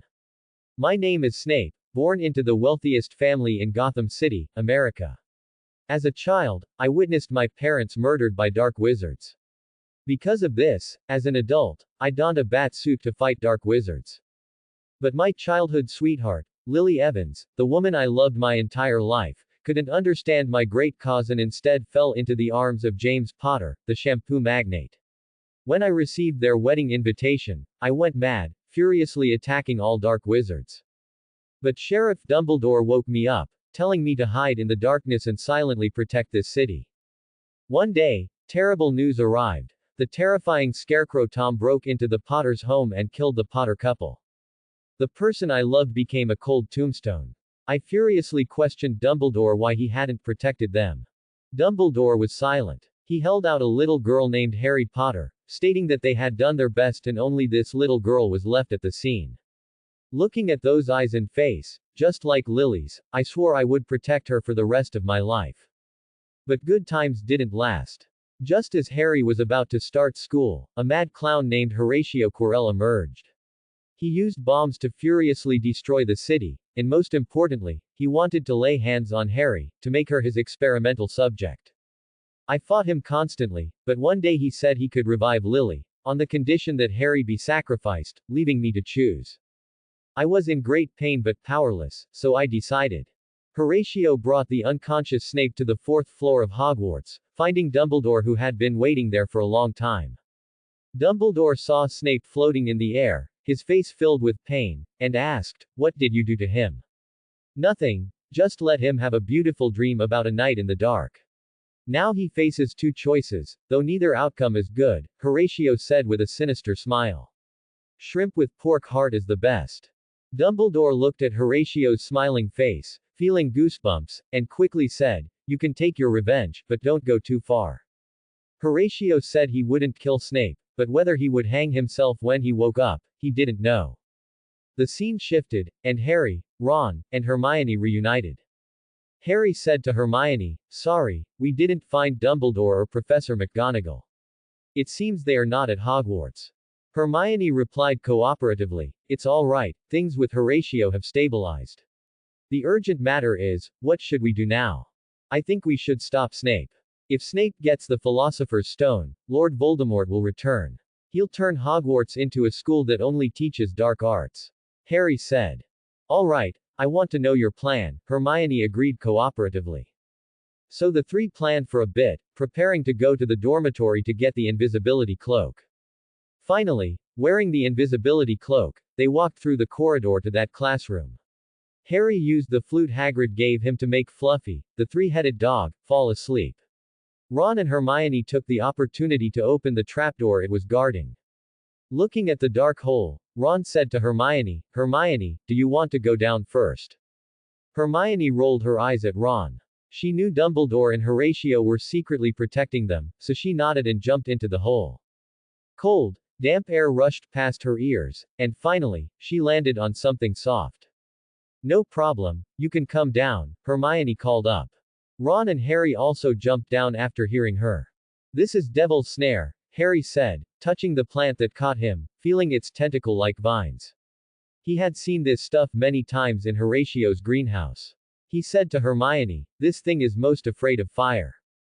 Is there any way to burn it?" Hermione heard him and sent out a flame like a blue bluebell with her wand. The devil's snare then began to retreat, revealing a stone corridor. They reached the end of the corridor. Before them was a brightly lit room with a high, arched ceiling, and countless winged keys flying in the air. Opposite the room was a heavy wooden door. "This is your strong suit," Ron said, seeing a row of broomsticks piled in the corner. Harry nodded, mounted a broomstick, and among the hundreds of flying keys, found the most special one, a large silver key with drooping wings, as if it had been caught and roughly shoved into a keyhole. Harry, truly the youngest seeker in Hogwarts history, successfully caught it. As the wooden door opened, they arrived in the second room, which contained a giant chessboard. "It seems we must win this game of wizard's chess to proceed," Ron said, looking at the ready chess pieces. So Ron, Harry, and Hermione replaced a knight, a bishop, and a rook respectively. Finally, under Ron's command and sacrifice, Harry and his companions successfully checkmated the opposing white pieces. "He's fine, just knocked out," Hermione said, checking Ron, who had been taken by the White Queen. Afterward, Harry and Hermione went to the next room. This room was originally supposed to have a troll, arranged by Quirrell, but since Quirrell had already been dealt with by Horatio, it was replaced by Horatio's alchemist knight. Harry successfully used Expelliarmus to knock the greatsword from the alchemist knight's hand, and then they proceeded to the next room. As soon as they crossed the threshold, a purple flame burst up behind them, sealing the doorway. At the same time, black flames shot up from the doorway ahead, trapping them in the middle. They found a table in the middle of the room with 7 bottles on it. Hermione grabbed a nearby piece of parchment and read, "Danger lies ahead, safety behind, 2 of us can help you.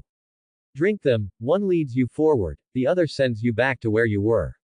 2 contain nettle wine, 3 are killers, waiting in line. Choose, unless you wish to stay here forever. We also provide 4 clues to help you choose." Excellent, this is a logic puzzle.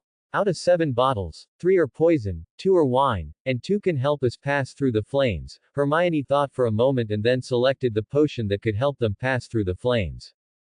Harry, holding the potion that allowed them to go forward, said to Hermione, "Hermione, you go back first.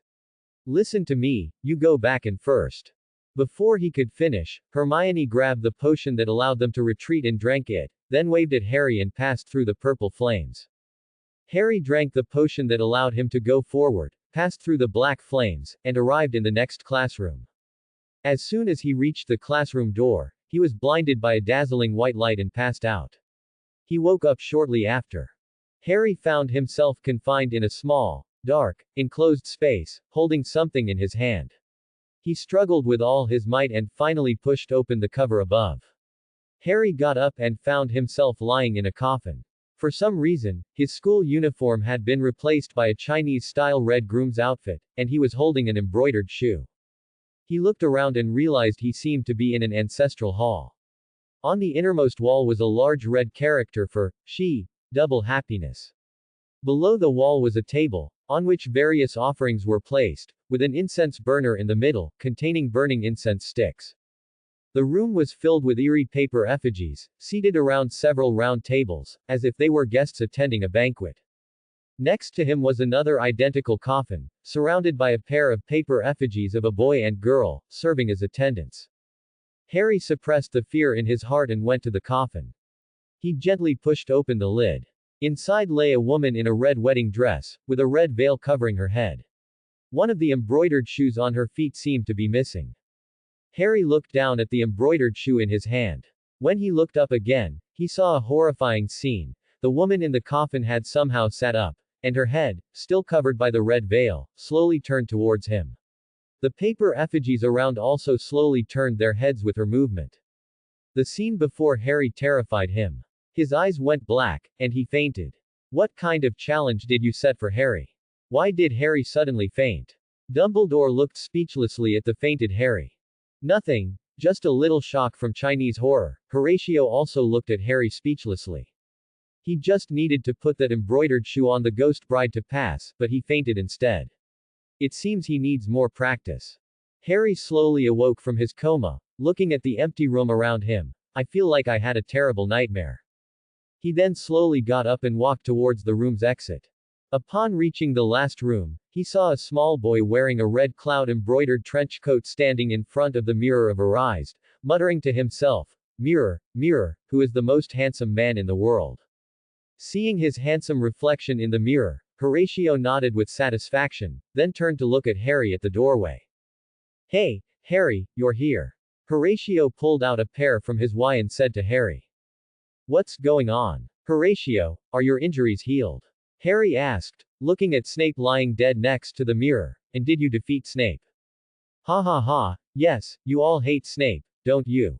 He's gloomy all day, not like a good person, and he diverted the firepower for me. With him taking the lead, who would suspect a young witches and wizards?" Horatio laughed. "No, I still suspected you," Harry replied seriously. Horatio looked at Harry's serious expression speechlessly. All right, you dare to suspect me, do you? I'll make a note of this, you'll get your comeuppance later. Enough with the nonsense, Harry, come here." With a wave of the pear in Horatio's hand, Harry flew uncontrollably towards Horatio. Horatio held Harry in front of the mirror of Arised. "This mirror is the key to finding the Philosopher's Stone, but I can't find it at all." "You're not Horatio, who exactly are you?" "Horatio can refine the Philosopher's Stone himself. He wouldn't specifically come looking for it." Harry remembered Horatio telling him that Nicholas Flamel was his teacher, and something like the Philosopher's Stone was easy for him. He, so I've been discovered. 11 years ago, a small boy defeated me, turning me into a remnant soul. Quirrell was willing to let me enter his mind and brain, but I didn't expect to be discovered by the original owner of this body. So I controlled him with the Imperio, but I didn't expect this body's talent to be so powerful and handsome, so I abandoned that fool Quirrell and possessed this body instead. Horatio fully displayed his acting skills. But possessing another's body is not a long-term solution, so I need the Philosopher's Stone to reshape my own body. Horatio pulled Harry in front of the mirror of Arised and said, "Tell me, what do you see?" Harry in the mirror reached into his pocket, pulled out a brilliant red stone, then blinked, and put the stone back into his pocket. Then he felt a heavy object really drop into his own pocket. "I see myself shaking hands with Dumbledore," Harry fabricated wildly. "I won the House Cup for Gryffindor." "You're lying." Horatio pushed Harry away. "It seems you won't know my power until I show you a little. Ancient blade, with your sharp edge, cleave the body of my enemy. Awaken from the darkness, my mightiest general Atrox, heed my call and descend here." Horatio recited an incantation. As a black and red smoke surged from the tip of the pear's wand, a tall figure emerged from the smoke. He was like a demon from legends, with terrifying horns on his head, a pair of wide bat wings on his back, and in his hand, he held a terrifying greatsword, on which a blood-red giant eye stared fixedly at Harry. He slowly spoke, his voice filling one with dread. "My name is Atrox, I am the World Ender." Then he swung his greatsword at Harry, who barely managed to dodge the heavy blow with all his might. Before Harry could get up, the second swing of the sword came down on him, and he could only roll backward, narrowly avoiding the blade. Harry looked at the deeply dented ground not far from him, caused by the greatsword, and couldn't help but feel a chill of fear. Fortunately, Horatio often trained him with a jeep, otherwise, he wouldn't have known how to dodge that attack. Harry quickly got up and ran desperately towards the door, but Atrox threw a chain at him, which wrapped around his waist. The chain pulled Harry back, while Atrox leapt high, preparing to deliver the final blow. At the critical moment, Harry remembered the stone Horatio had given him earlier, took out the stone, and shouted, "Starlight shines on me."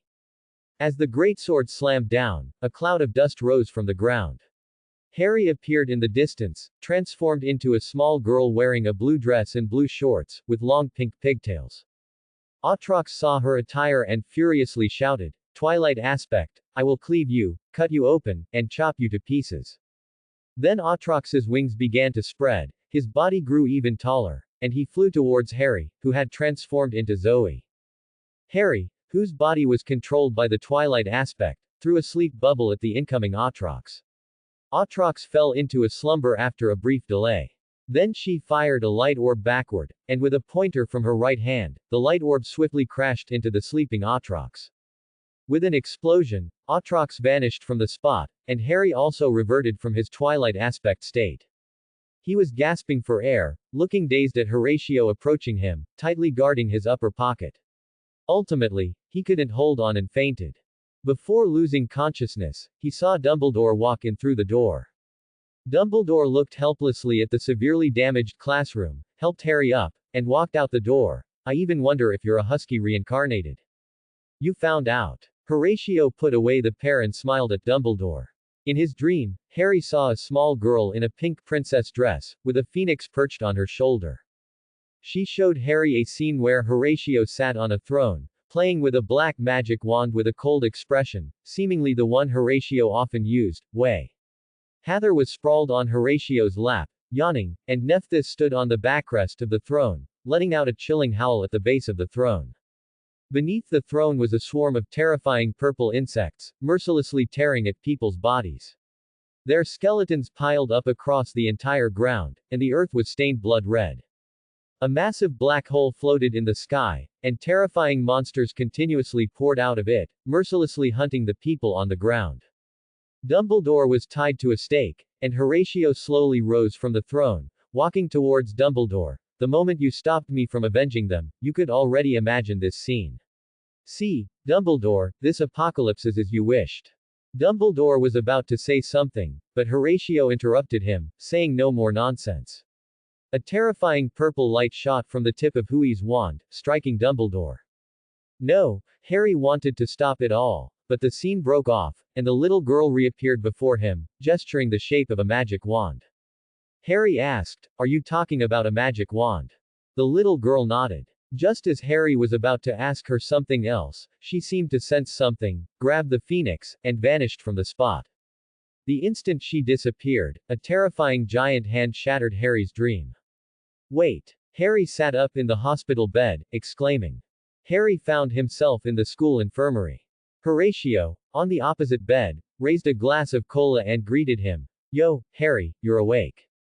Dumbledore walked into the infirmary, glared fiercely at Horatio, who was feigning illness in bed, then went to Harry's bedside, held his hands, and recounted what had happened after he fainted. Horatio listened to Dumbledore completely mislead Harry, and couldn't help but sigh that the older ginger is spicier. If he hadn't been a participant in the plan, he too would have been moved by the old bee's emotional speech.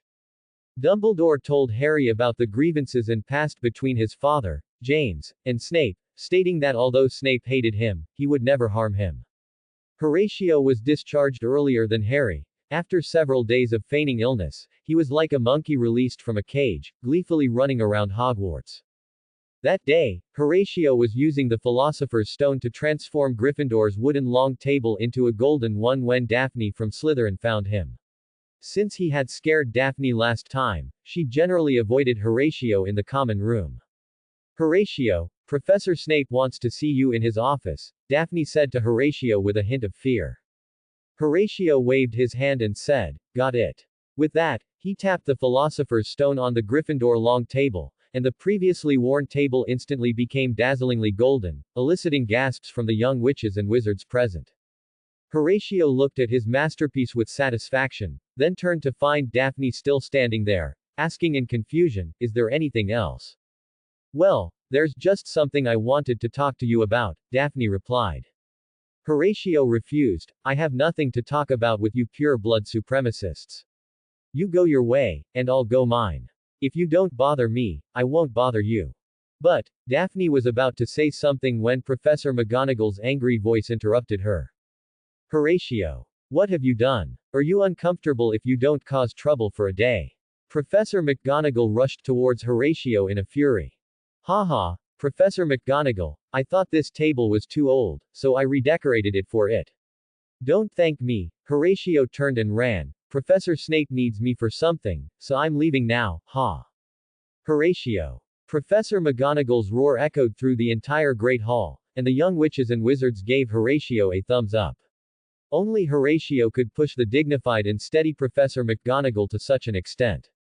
Horatio arrived at Professor Snape's office door, knocked hard, and said, open up, water meter inspection. There was no response from inside the door. Several question marks appeared on Horatio's forehead. Is my C4 not powerful enough, or are you, Snape, getting too arrogant? Just as Horatio was about to place C4 on the door, a beautiful woman opened it.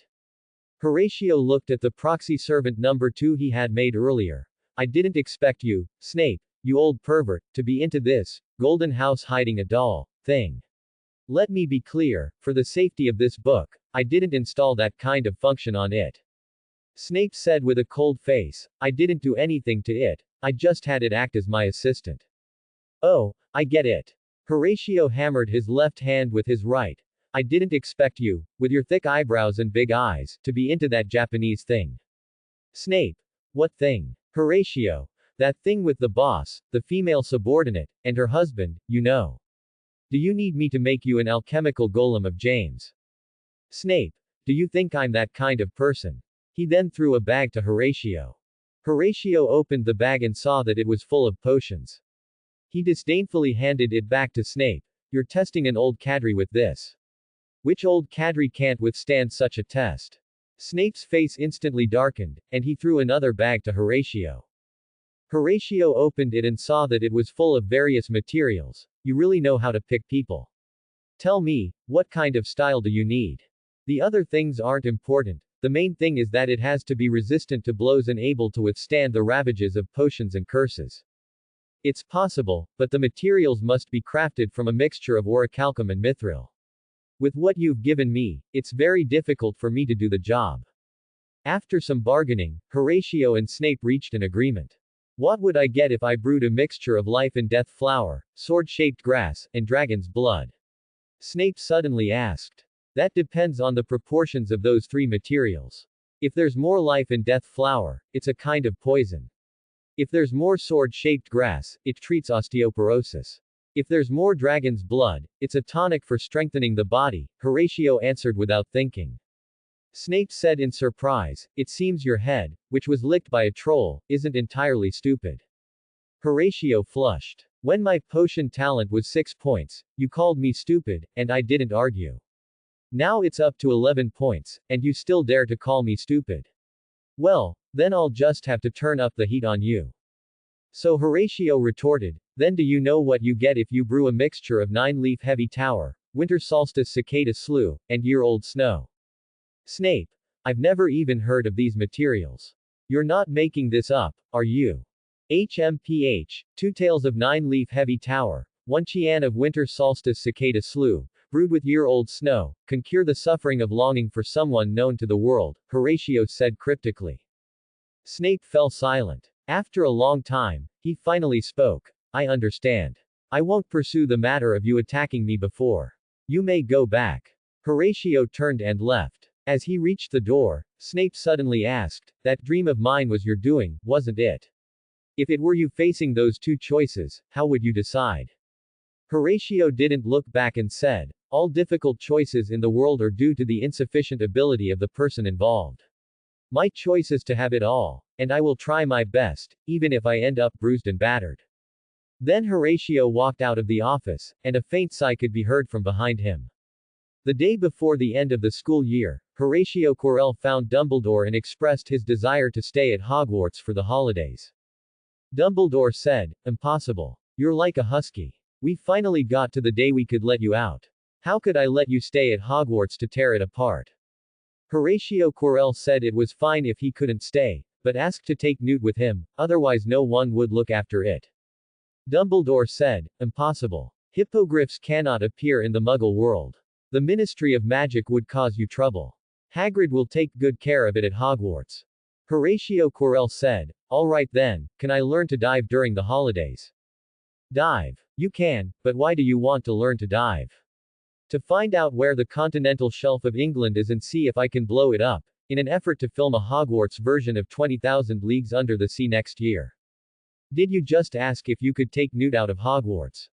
I agree, but remember to hide it well with a disillusionment charm. To avoid becoming a Merperson principal next year, Dumbledore compromised. Horatio Quirrell said, are you looking down on my alchemy? I already loaded the saddle of Newt with an invisibility function. Then Horatio Quirrell walked out of the headmaster's office, a cold snort involuntarily escaping him. His biggest realization during his year at Hogwarts was that people always compromise. As long as you place both a bomb and a nuclear bomb in front of Dumbledore, he will honestly choose the bomb. Horatio Quirrell hummed a cheerful tune as he walked towards his greenhouse. As soon as he reached the entrance, Newt rushed towards Horatio Quirrell like the wind, affectionately rubbing his head against his cheek. Horatio Quirrell stroked its soft feathers and said, all right, Dumbledore agreed for us to stay together for the holidays. Looking at House Elf Unit No. 3, Quirrell's alchemical golem, harvesting Houtinia cordata in the greenhouse, he couldn't help but miss the benefits of House Elf Unit No. 1 and House Elf Unit No. 2. Neville, who came to visit Harry in the hospital wing, and Harry in the hospital bed, both shivered simultaneously, as if being targeted by something unclean. Harry showed Neville the photos of his parents that Hagrid had collected for him, and Neville was surprised to find a group photo of his parents with Harry's parents. The two kept discussing their parents' relationship until Madame Pomfrey chased Neville out of the hospital wing. The next day, Harry was discharged after Madame Pomfrey's repeated checks and arrived in the Great Hall, where students from various houses sat around 3 wooden long tables and 1 golden long table. The Slytherin students gnashed their teeth, watching the Gryffindor students showing off. Malfoy had originally wanted his father to get them a golden long table for Slytherin, but after thinking about the immense number of galleons it would cost, he knew his father would never agree. Professor McGonagall watched the smug Gryffindor students with a headache. The new custom-made long tables hadn't arrived yet, so they had to make do with what they had. Just then, Horatio Quirrell stealthily slipped into the Great Hall through the main entrance and sat in the empty seat next to Hermione. Hermione asked suspiciously, "Where have you been?" Horatio Quirrell replied seriously, "I went to the restroom." "Then why are you acting so stealthy?" "I'm socially anxious, you know, afraid of being watched by everyone." "You? Socially anxious?" Hermione said speechlessly, "Forget it, I won't bother with you." Dumbledore arrived in the Great Hall, and all the students gradually quieted down, even the Gryffindor students. "Another year has passed," Dumbledore said cheerfully. "Before we enjoy these delicious delicacies, we must first proceed with the House Cup Award ceremony. The specific scores for each house are as follows: Gryffindor, 372 points, Hufflepuff, 352 points, Ravenclaw, 426 points, Slytherin, 472 points. A thunderous cheer erupted from the Slytherin table. Dumbledore continued, but recent events must also be taken into account. First, Mr. Horatio Quirrell attacked Professor Snape. Gryffindor will lose 50 points. Although Professor Snape stated that he would not pursue the matter, such behavior is not to be encouraged. Considering everything, Gryffindor will be deducted 50 points as punishment. Harry looked at Dumbledore with a puzzled expression. The naive boy thought Horatio Quirrell had attacked Professor Snape under Lord Voldemort's control. Hermione turned her head and glared fiercely at Horatio Quirrell. She knew the truth. The young witches and wizards in the Great Hall looked at Horatio Quirrell with admiration, wondering how he could attack Professor Snape and still be unscathed, with Professor Snape not even pursuing the matter. Horatio Quirrell remained calm. "You deduct your points, I'll do my thing." Compared to Gryffindor losing points, he was more looking forward to the big surprise he had prepared for Dumbledore later. Second, Mr. Ron Weasley won the most brilliant chess game Hogwarts has seen in many years. For this, I award Gryffindor House 50 points. Third, Miss Hermione Granger, she calmly used logical reasoning in the face of fire. I award Gryffindor House 50 points.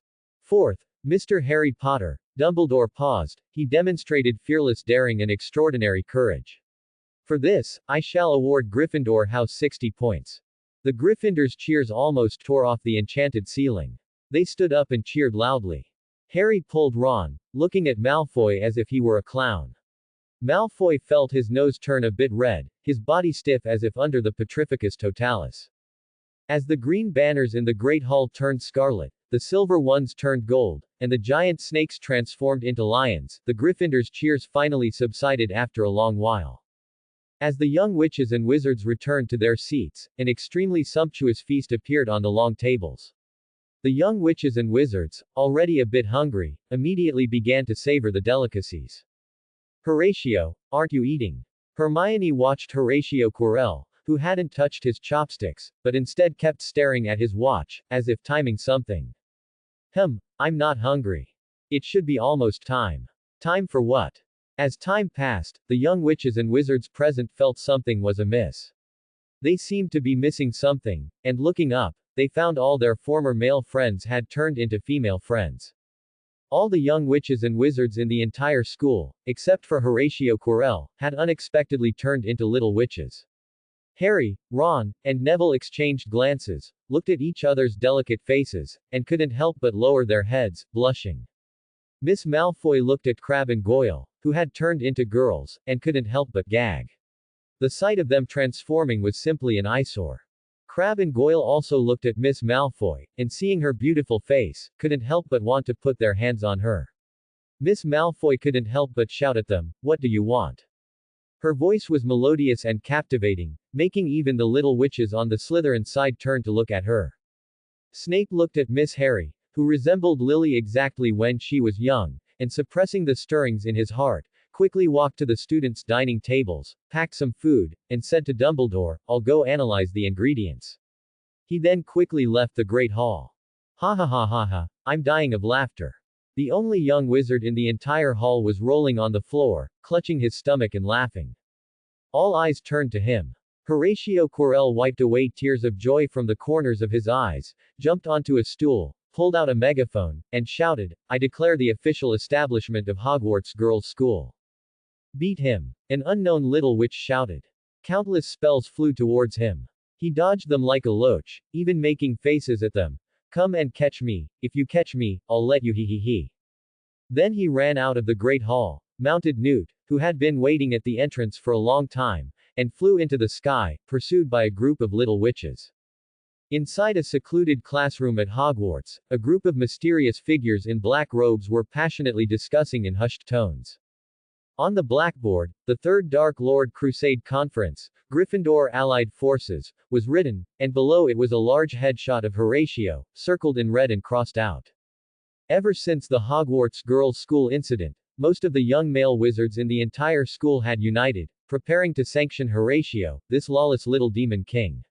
Only a small number of perverts secretly sought out Horatio, hoping to purchase that gender-bending potion. Whether it was a sneak attack or a frontal duel, they despairingly discovered that Horatio was too well-rounded. The items in his pouch were endless, whether potions or alchemical tools, tormenting the young witches and wizards who challenged and ambushed him to no end.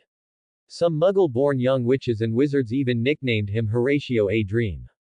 With his invincible herbology talent, the Hufflepuff allied forces were annihilated by him using Devil's Snare and poisonous tentacles combined with biting cabbage, a magical plant, and are still lying in the school hospital. With his invincible magic talent, when facing the Ravenclaw allied forces, he merely cast a magic called Absolute Defense on himself. The 2-meter diameter area centered on him became a forbidden zone, where no magic or object could pass through. He even took out a lounge chair and drinks to enjoy their performance, causing the Ravenclaw allied forces to become reclusive, locking themselves in the library and refusing to come out. His invincible transfiguration talent made the Slytherin allied forces feel like they were fighting against the entire Hogwarts. The suddenly soft ground, the walls that occasionally sprouted spikes, and the moving armors made the Slytherin allied forces directly surrender.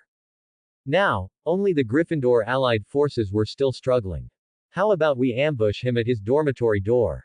Seamus suggested.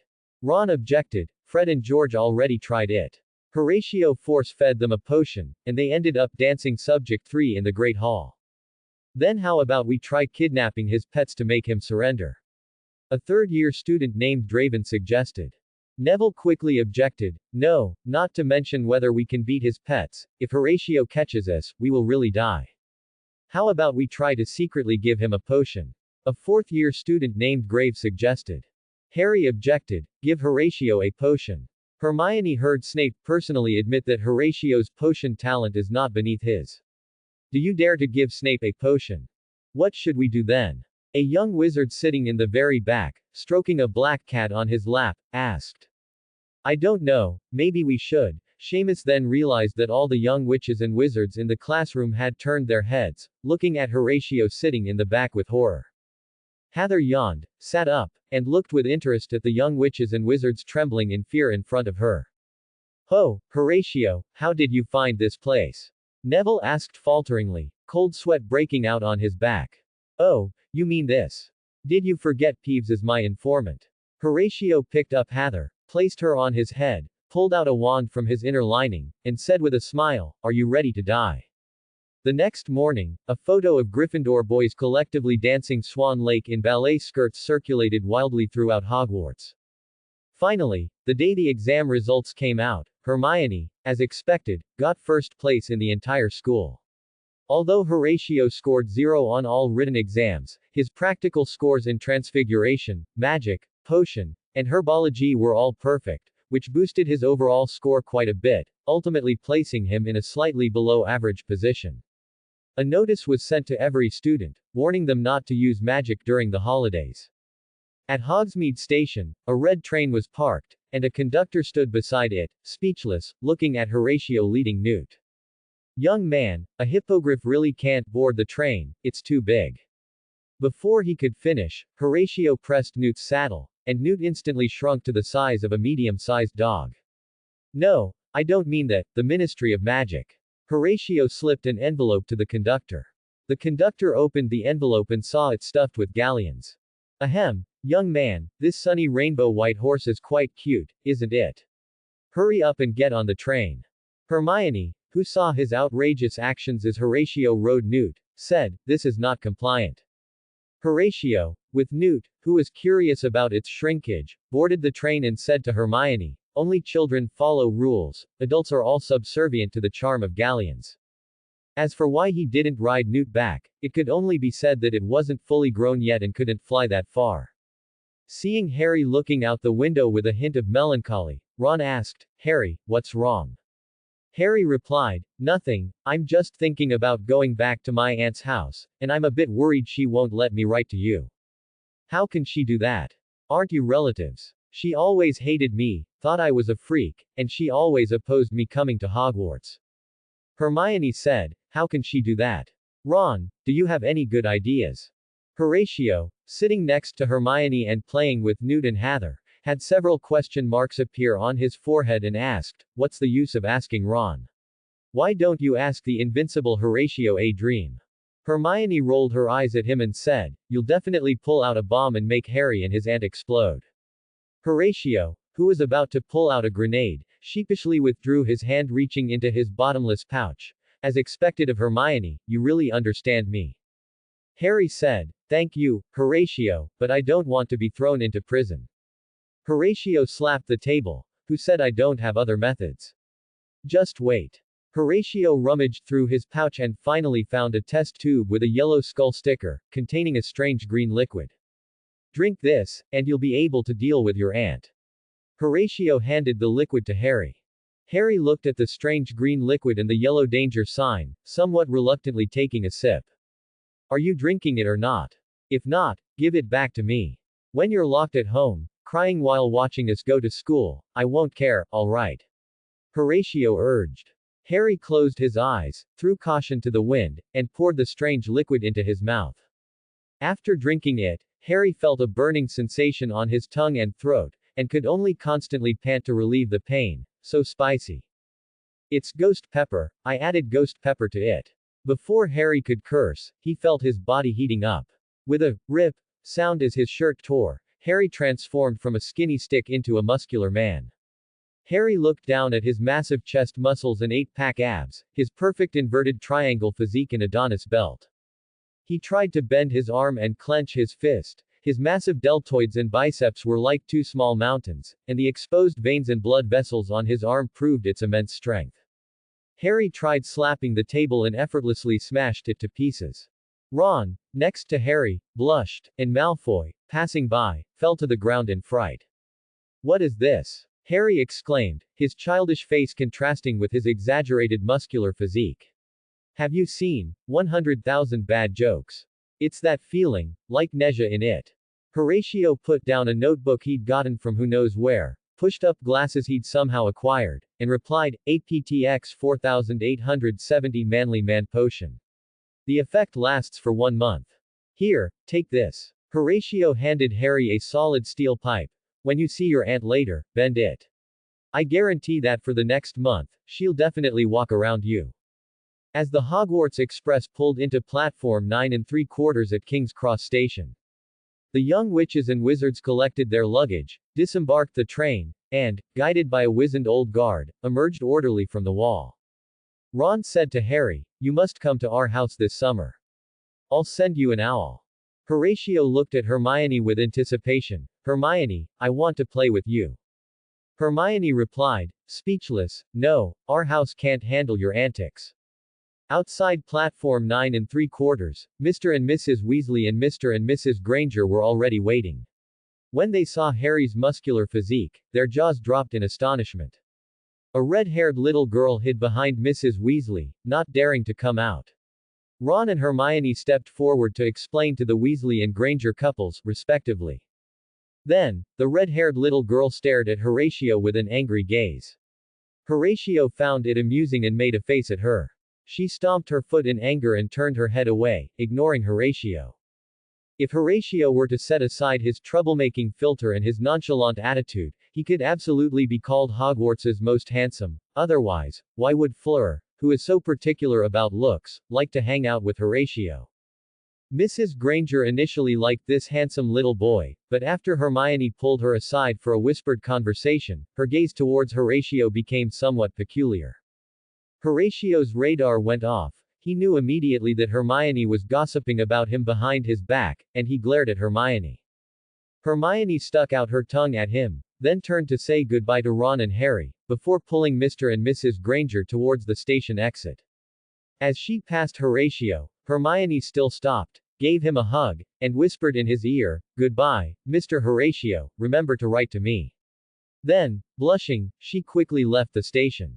In the car, Mr. Granger looked at his daughter, who was blushing and looking down beside him, and asked, "Hermione, was that hairpin you keep in your favorite display cabinet given to you by that boy?" Hermione didn't speak, but nodded, blushing. Mr. Granger's eyes revealed a hint of murderous intent. He had to strike hard at any pig trying to steal his precious cabbage. Tomorrow, he would go find his Southeast Asian friend to learn Muay Thai, and the next time he saw that boy, he would definitely give him a deliberate punch. After Hermione left, a middle-aged man, so fat he practically had no neck but sporting a large beard, walked over. It was Harry's uncle, Vernon Dursley. When he saw Harry's robust physique, he rubbed his eyes, slapped himself, and after confirming it was reality, he felt his worldview collapse. Horatio gave Harry a look, and Harry instantly understood. He took out the solid steel pipe Horatio had given him on the train earlier and forcefully folded it into 4 sections. Vernon watched the sturdy steel pipe being easily folded twice, and he was so scared that he plopped onto the ground, shouting loudly, "Freak! You're just a freak." Horatio frowned, looking at Vernon rolling on the ground. This method was only a temporary solution. He needed to think of another way. He then walked out of the station, and in an empty corner, he released Newt, whom he had caged in an airline carrier before getting off the train, and pressed a button on its saddle. Newt returned to its original form, butted Horatio's chest with its eagle head, expressing its displeasure.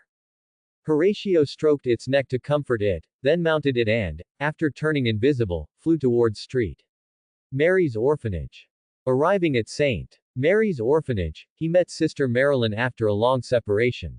"My God, it's really you, Horatio."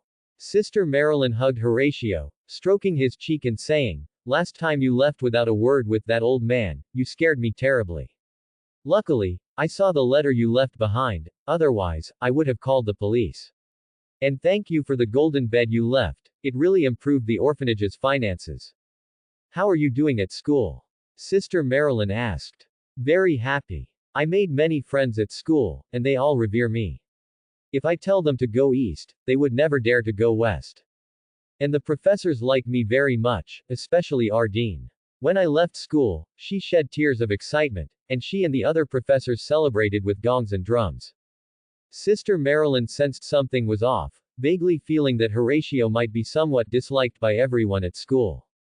Sister Marilyn dismissed that thought and said, "Come in quickly, your room is still waiting for you." Speaking of which, Horatio expressed his desire to leave the orphanage to Sister Marilyn. Sister Marilyn fell silent upon hearing this, and after a long time, she finally spoke. I know you are a child with strong opinions. The moment you stepped into that world, I foresaw this day would come. We are, after all, people from two different worlds. Sister Marilyn looked seriously into Horatio's eyes. I only want to ask one question. Are you happy there? Horatio looked at Sister Marilyn and answered earnestly, happy, very happy. Eventually, Sister Marilyn agreed to Horatio's request to leave the orphanage and saw him off at the orphanage gate. Before leaving, Horatio thought of something and asked Sister Marilyn, Sister Marilyn, do you know anyone who works at Groning Company? I'd like to meet their boss. Groning Company is a British company specializing in drilling rigs. Its boss is named Wayne Stark. Recently, he had been worried about the company's funds. Last year, his company's poor performance led to a tight cash flow this year, and his many attempts to get bank loans were rejected. This day, he was in his office calling an old friend, hoping the other party could lend him some money to help him through the difficult time. After being rejected, he leaned back in his boss's chair, worried. Just then, one of his company's managers found him, saying that a young master from a wealthy family was willing to invest in him. Wayne Stark nervously watched the little boy drinking tea across from him. He wore a suit that clearly cost a fortune, and his every move exuded elegance and nobility. The little boy put down his teacup, gently stroked the black cat on his lap, and said, I am Horatio Quirrell, heir to the Quibble Group. I heard your company has been experiencing some cash flow problems recently, and I am willing to offer assistance to your company. Wayne Stark excitedly said, yes, young Master Horatio, our company has been experiencing a shortage of funds recently. How much funding can your company provide?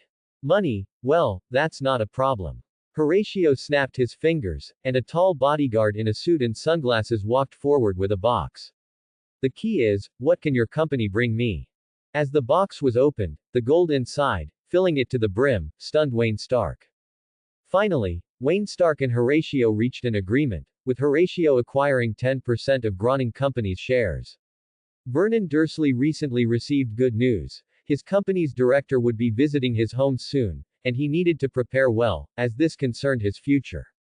Listen, this party is crucial to my job. If you dare to mess it up, you'll never get out again for the rest of your life. Although Vernon was initially afraid of Harry's physique, they still exploited Harry's kindness and made him do a lot of heavy physical labor. On the day of the party, Frank, the director of Groning Company, came to the Dursley home, fawning over a well-dressed boy.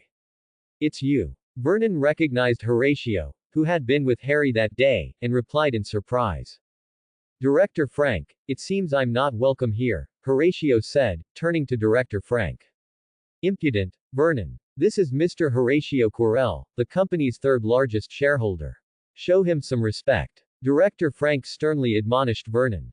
Please come in, please come in. Dursley quickly invited Horatio into their home.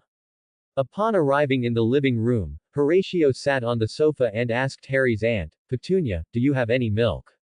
My cat is a bit hungry. Petunia looked at the aristocratic-looking little boy before her and replied nervously, yes, please wait a moment. When Petunia brought the milk, Horatio poured it into a small saucer and fed it to Heather. Oh, by the way, where's my classmate Harry? Why isn't he joining the dinner? Horatio asked Vernon while feeding Heather. Director Frank, you really must thank my classmate. It was through my classmate's family situation that I learned about your company and recognized your potential, Horatio said, turning to Frank beside him. Yes, Vernon, hurry and invite young Master Horatio's classmate over, Frank ordered. Vernon reluctantly sent Dudley to fetch Harry. Frank looked at Harry's large build and, suppressing his surprise and fear, said, young Master Horatio, your classmate is quite uniquely built. After all, if he weren't strong, he wouldn't be worthy of being my follower, Horatio replied calmly, taking a sip of black tea. Although Harry was very surprised why Horatio would come to his uncle's house, he still obediently followed Dudley to the living room. At the dinner party, Horatio's elegant conversation and extensive knowledge earned the respect of everyone present except Dudley and Harry. Dudley couldn't understand what Horatio was saying because of his brain while Harry was having an existential crisis because Horatio's current demeanor was so drastically different from how he was at Hogwarts. Horatio claimed that Fleur forced him to learn it. After the dinner party, Horatio followed Harry to his room. How was it? Your aunt's family won't make things difficult for you now, will they? Harry expressed his profound gratitude to Horatio. There's an ancient saying in the distant East, a drop of kindness should be repaid with a gushing spring, Horatio said with a smile, pulling out a contract. Come, sign this indenture, and consider it your repayment to me. Harry thought, now this is Horatio's style, and finally signed his name on the indenture. As Harry's name was affixed, Horatio's House Elf Unit No. 2 limited time trial card officially upgraded to a permanent version. Time went back to the day Horatio left the orphanage. Although his resolute departure from the orphanage was cool, finding a place to live was quite a mess. He had no choice but to stay in a second-floor guest room at the Leaky Cauldron, complaining about London hotels. What nonsense about minors needing a guardian to check in, where am I supposed to find a guardian? In fact, as a dragon countryman at heart, Horatio desperately longed for a home of his own. For this, he asked Tom, the bar owner, if there were any suitable houses for sale. Unfortunately, no wizard was willing to sell his small home recently, so Horatio could only live cooped up in the Leaky Cauldron. If Wayne Stark knew that the esteemed young master Horatio was living in a dirty and messy bar, he would probably be shocked. The day after Horatio got Harry's indenture, an owl crashed through his window and delivered a letter to Horatio. The letter was an invitation from Dumbledore to Horatio, inviting him to stay somewhere for a period, and it included the address, Ottery Street Catchpole. Although Horatio was puzzled, he still packed his luggage, mounted Newt, and set off. Arriving in a forest on the outskirts of Ottery Street Catchpole, Dumbledore was already waiting there. Horatio followed Dumbledore deeper into the forest, arriving at a two-story wooden house. Pushing open the door, Horatio saw someone he hadn't expected. Professor Nicholas, why are you here? Horatio was surprised to find Nicholas Flamel and Perenelle sitting on the sofa in the wooden house's living room, seemingly having been waiting for a long time. I came to see you, little fellow, and to give you one last lesson. Nicholas Flamel stood up unsteadily and came before Horatio, stroking his head. When Horatio heard the words, last lesson, as if realizing something, he quickly said, Professor Nicholas, I still have the Philosopher's Stone here. You can use it to refine the elixir of life. After speaking, he took out the Philosopher's Stone from his pocket and handed it to Nicholas Flamel. Nicholas Flamel gently pushed Horatio's hand back, shook his head, and said, Do you know this house? Perenelle and I built it over 200 years ago.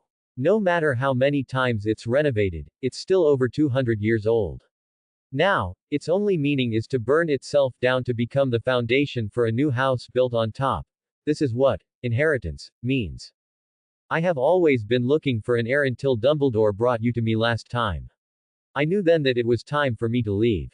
Nicholas Flamel looked at Horatio kindly. Don't be sad for me. The Horatio I know is a happy, lawless little rascal every day. Horatio turned his head, dissatisfied. Who's sad for you? My eyes are just a little uncomfortable. In the days that followed, Nicholas Flamel taught Horatio everything he had learned in his life, including the human alchemy he had previously refused to teach. As Horatio's alchemy skills continued to rise, Nicholas Flamel's body also deteriorated day by day. A month later, Fleur and Madame Maxime also arrived here. By this time, Mr. and Mrs. Nicholas Flamel were already confined to bed, unable to get up. More and more people came here, including Mr. and Mrs. Newt Scamander, Mr. and Mrs. Jacob Kowalski, and so on. One day, Nicholas Flamel called Horatio to his bedside and said to him, Child, I won't persuade you to be a kind and upright person. What I want to tell you is that I hope you follow your heart and do what you think is right. Then, he handed a ring and a key to Horatio in the presence of many relatives and friends. Afterward, he closed his eyes and, along with his wife Perenelle, passed away forever. All the women present cried like emotional wrecks. Horatio didn't cry. He told everyone that he had decided to bury Mr. and Mrs. Nicholas Flamel in the cemetery near Beaubaton's Academy in the Pyrenees Mountains of southern France, in the place he loved his whole life, where they first met. They would depart early tomorrow morning. That night, Dumbledore walked out of the wooden house and found Horatio sitting on the roof, staring at the moon. Dumbledore silently came to Horatio's side and quietly stayed with him. After a long time, Horatio asked, "Professor, why do some people, who could clearly live on, still face death so calmly?" "Child, death is but another great adventure. The more one fears death, the more terrible things will happen." "I don't understand." "You will understand later." "Where do you think Professor Nicholas and Perenelle will go?" "To another world." "I don't know, child, but it must be a wonderful journey." After speaking, Dumbledore stood up, patted Horatio's head, and said, "Child, get some rest early. Tomorrow we still have to hold your professor's funeral." Then he turned and left the roof. "Professor, you can't die.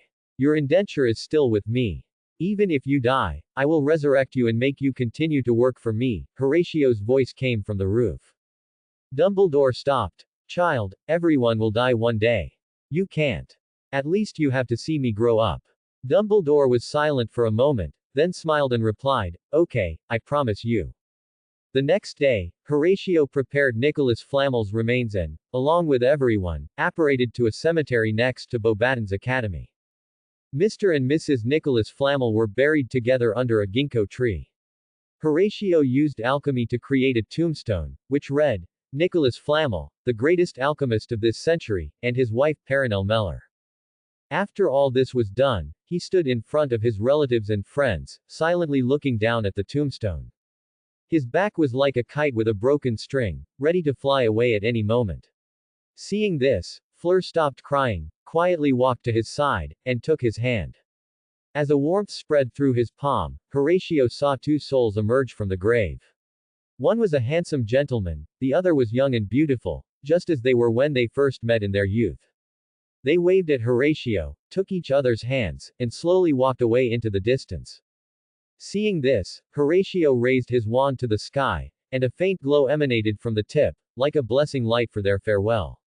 Everyone present also imitated Horatio's actions, offering their final blessings to Nicholas Flamel. After the funeral, Horatio gave the key to Madame Maxime and kept Nicholas Flamel's ring for himself. Madame Maxime expressed her gratitude for this. After bidding farewell to Fleur and the others, he returned to Devon with Dumbledore. Looking at where Horatio had left, Fleur firmly told Madame Maxime, "Principal, I'm going to find him after I graduate." Madame Maxime said nothing, only nodded. Fleur remembered what Perenelle had told her that day, "If you ever meet someone you'd throw yourself at like a moth to a flame, then put on this ring and pursue him with determination." Fleur took out a ring identical to Nicholas Flamel's from her jacket pocket and resolutely put it on her hand. "Bring the defendant to the stand." Horatio, wearing a white wig, struck the gavel in front of him. Quirrell's alchemical golem, carrying a lantern, arrived at the defendant's seat. Horatio took out a statement of claim and read aloud, "Defendant, Tom Riddle, male, born December 31, 1926, at Wool's Orphanage in London. Confirm if true." A weak voice came from the lantern, "Confirmed." "Good. The trial of Tom Riddle for the murder of the Potters now begins." Presiding Judge Horatio Quirrell, Associate Judge Hather, jury members Albus Dumbledore, Severus Snape, Plaintiff Harry Potter. Please raise your hand if you are present. 3 hands and 1 cat's paw were raised below the stand. After confirming everyone's presence, Horatio continued, "Tom Riddle, also known as Lord Voldemort, murdered James Potter and Lily Potter on October 31, 1981, in Godric's Hollow." Upon hearing the name Lily, Snape seemed to recall something and forcefully struck the jury table. Horatio glared at him, "Jury member, please maintain self-control. This is a solemn court. If you cannot control your emotions, I will ask you to leave." After warning Snape, Horatio continued to read, "The defendant was apprehended on October 24, 1991, by the brave and handsome prosecutor Horatio Quirrell, and imprisoned within a lantern." Harry suddenly raised his hand below the stand, "Your Honor, Lord Voldemort was captured by you a long time ago, so who was the person I dueled in front of the mirror of Arised?" "Ahem, don't mind such details. This is the time to try Lord Voldemort. After this court session, please ask Dumbledore, he will answer you." Harry glared at Horatio, he almost guessed what was going on. Horatio nervously turned his head away, but then suddenly remembered that this semester was not over yet, and Harry was still his house elf, so he glared back. After giving Harry a warning look, Horatio said to the lantern, "Does the defendant admit to the above crimes?" The lantern shook, admitted. "What is the associate judge's opinion?" Meow. Heather raised her cat's paw, guilty. "What is the jury's opinion?" Guilty. Dumbledore and Snape simultaneously raised their hands. Good. A verdict will now be pronounced on the case of Tom Riddle's murder of the Potters. The defendant, Tom Riddle, is found guilty of intentional homicide and sentenced to life imprisonment by fire, confined within Horatio's lantern, and stripped of political rights for life. Dumbledore suddenly raised his hand, interrupting him. "Your Honor, may I request to interrogate Lord Voldemort's soul? To question him about how many Horcruxes he has and where they are hidden." Horatio rolled his eyes at Dumbledore. "How much do you expect half of a remnant soul to know? This court session is only happening because I used a large amount of soul tonics to barely give it a trace of ability to answer. I know what you're thinking. Once I find more soul fragments, I can merge them together and, through the mutual sensing between similar souls, search for nearby souls." Dumbledore shook his head. "No, what I want to ask is, if this soul has no consciousness, why bother holding this court session? What's the point?" Horatio cursed loudly upon hearing this. "It's all because that idiotic author insisted on publishing at an ungodly hour, didn't realize he posted in the wrong volume. I was already preparing to carry rice at the Ministry of Magic, and now they're dragging me back to first year for more overtime."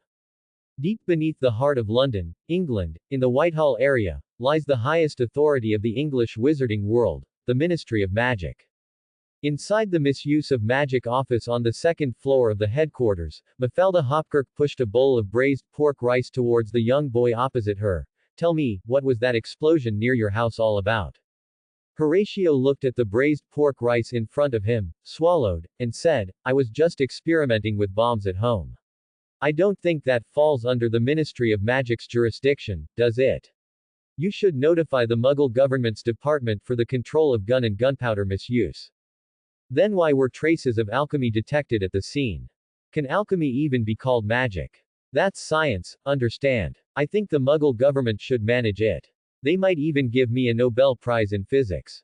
Mafalda looked at Horatio, who was arguing sophistically, with a speechless expression.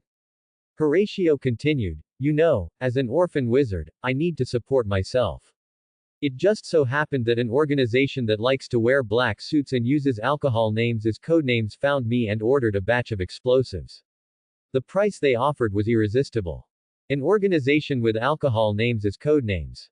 Yes, I heard their headquarters are in Japan.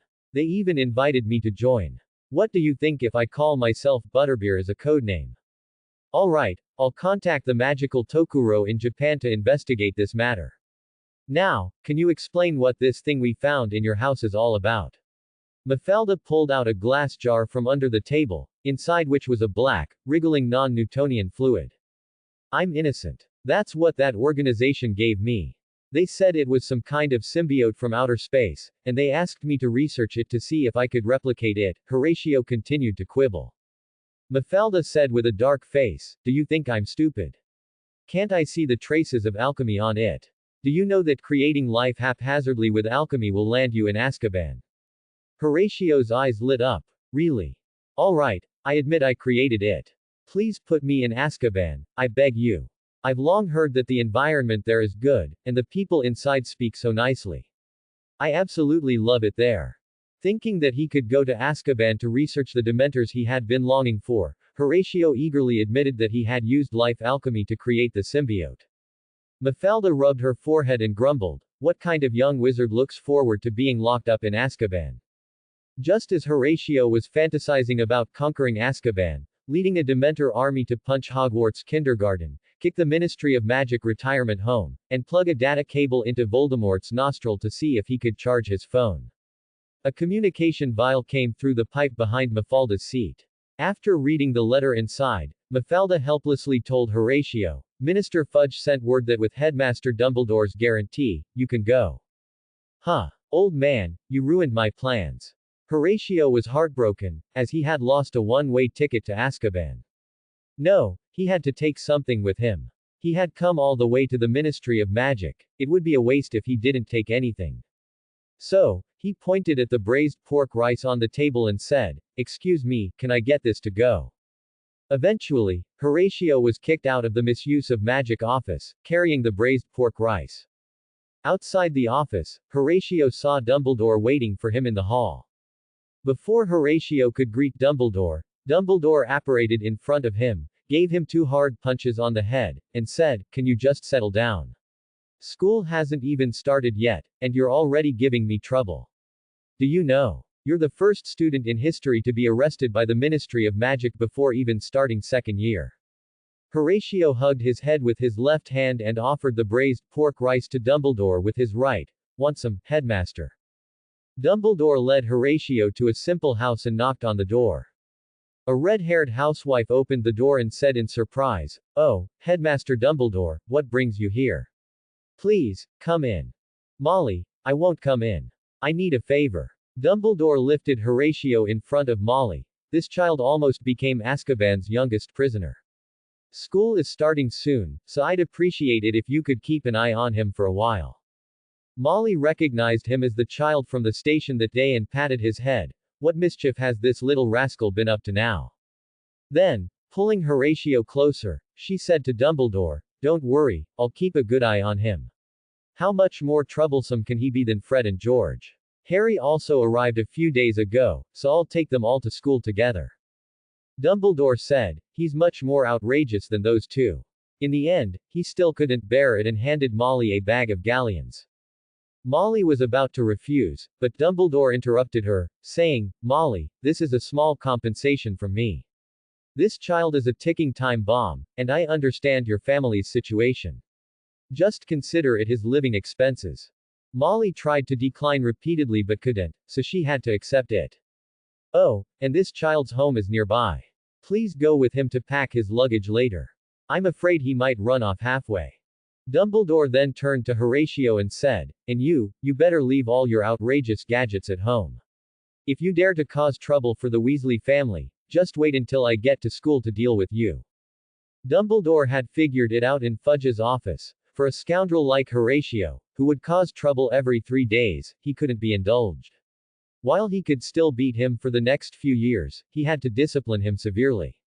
Otherwise, if he couldn't beat him later, Horatio might be dancing in his office.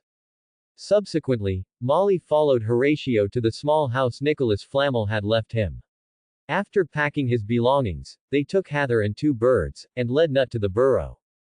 In the living room, Ron watched Horatio carry his luggage into the house and felt like the sky was falling. He said to Harry, "Do you think our house will still be standing?" Harry looked at Ron sympathetically, shook his head, and replied, "I don't think so."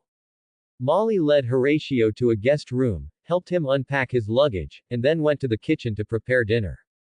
Horatio came to the living room, sprawled on the sofa, then threw a handful of galleons in front of Ron, arrogantly saying, "Nut is outside. Keep an eye on the horse, or you'll turn into Miss Weasley." Then he said to Harry, "And you, House Elf Unit 2, go get me a glass of 82 Coke, and prepare a bowl of milk for Heather." At dinner, Ginny complained to Molly that Horatio had been ordering Harry around. Molly wanted to scold Horatio, but Horatio showed her Harry's indenture. So she could only tell Harry she was powerless to help, which made Ginny cry tiny pearls of frustration. For Fred and George, it was the best day ever, as their idol, Horatio, was coming to stay with them for a while. Although they had participated in the Horatio Crusade last semester, they secretly admired Horatio and even formed an exclusive Horatio fan club. Horatio was naturally very pleased with his 2 young fanboys. Since it wasn't convenient for him to cause any major trouble at the Weasleys' house, he helped the twins improve their pranking tools. When Ron saw the 3 of them hanging out together every day, his heart sank, and he had a bad feeling that something unpleasant was about to happen. Sure enough, a scream broke the morning's tranquility.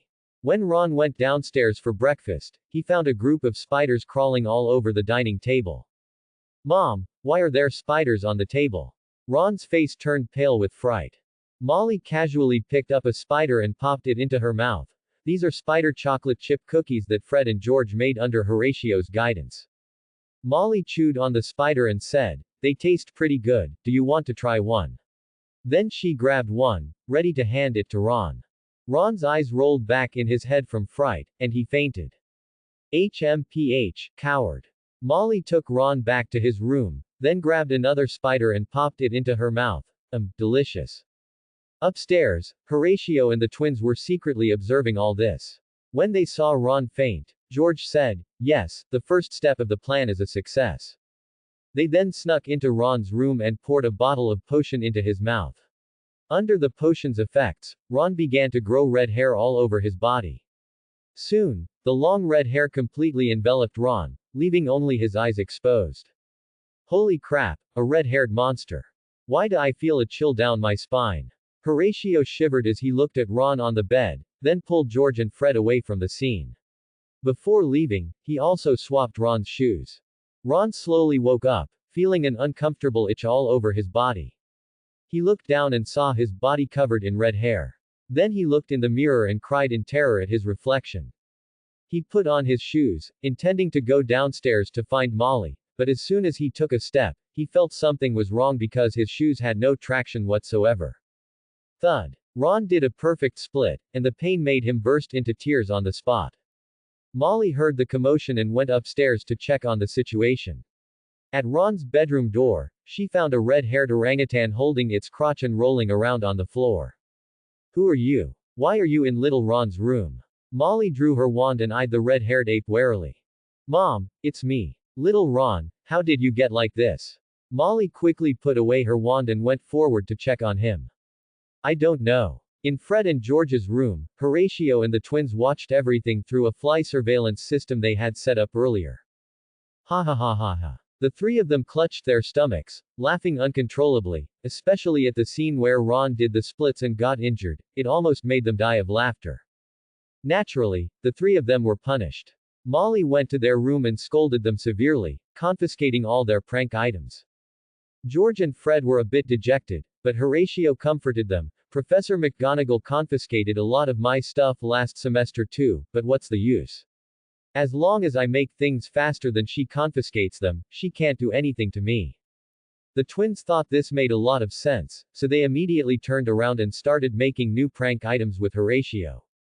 While making items with them, Horatio realized that their talents in alchemy and potions were quite good, so he gradually began to teach them some basic enchanting and rune carving. The twins were very touched.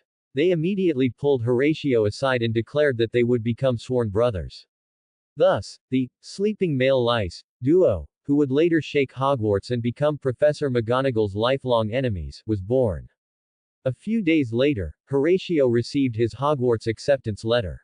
Horatio tore open the envelope and saw, "Holy cow, why are there so many books? What's with breaking up with a banshee? Traveling with ghouls, journeying with trolls, and so on," and the author was always the same person, Gilderoy Lockhart. Horatio declared that since this person was so amazing, he would let him experience what it felt like to stare into the eyes of a basilisk this year. Molly expressed relief that Dumbledore had given them a bag of galleons earlier, otherwise, they wouldn't know what to do now. That evening, Horatio received a letter from Hermione. After Dumbledore sent him to the Burrow, Horatio had Nephthys send a letter to Hermione, boasting that he had been praised by Mafalda, the head of the Ministry of Magic's improper use of magic office. Hermione's letter cut straight to the chase, directly asking him if he had gotten into trouble and been arrested by the Ministry of Magic. She then invited him to buy textbooks together on Wednesday and also asked him to explain what he meant by wanting to see her family's helipad. HMPH, you tell me to go on Wednesday, and I'll go on Wednesday. I'll go on Thursday instead, Horatio muttered to himself. Horatio, Hermione just wrote back to me. She invited us to buy textbooks together on Wednesday. The Weasley family and I discussed it and decided to go to Diagon Alley via the Flow network on Wednesday, Harry said as he opened Horatio's door. Molly said we have to take you too. What's wrong with you? Harry asked, looking at Horatio, who had turned ashen. I might be a little bit dead. On Wednesday, Molly picked up a flower pot from the kitchen mantelpiece and went to the fireplace, saying to everyone around her, Harry and Horatio have never used flow powder before. Fred, you go first and demonstrate. Fred pinched a pinch of powder from the flower pot, walked into the fireplace, threw the powder into the flames, and at the same time shouted, "Diagon Alley." As green flames rose, he instantly vanished. "You must say those words clearly," Mrs. Weasley told Harry and Horatio, then had George demonstrate again. Harry mimicked Fred and George's actions, pinched a pinch of powder, walked to the fire, shouted, "Diagon Alley," and then threw the powder into the fire, subsequently disappearing. Molly turned around and asked, "Did you hear what he said clearly?" Horatio quickly raised his hand and said, I know, he said, "Diagon Alley." Arthur grabbed a handful of powder and said to Molly, "I'll go find Harry. Molly, take the children to Diagon Alley first." Then he threw the powder into the fire and shouted, "Diagon Alley." Horatio, you go. Just remember not to say it wrong. Molly extended the flowerpot towards Horatio. Horatio nodded, threw the flow powder into the fire, and shouted, "Diagon Alley." With a dizzying spin, Horatio emerged from the fireplace, leaning against the wall. Why are all wizarding teleportation spells so awful? Horatio almost threw up the sandwich he had for breakfast. Detecting host's dissatisfaction with the wizarding world's teleportation magic, the system has requested a book from a colleague at Kamar Taj, How to Draw a Standard Circular Portal. It is now being issued to the host. Buddy, you're still the most reliable. Thanks for watching.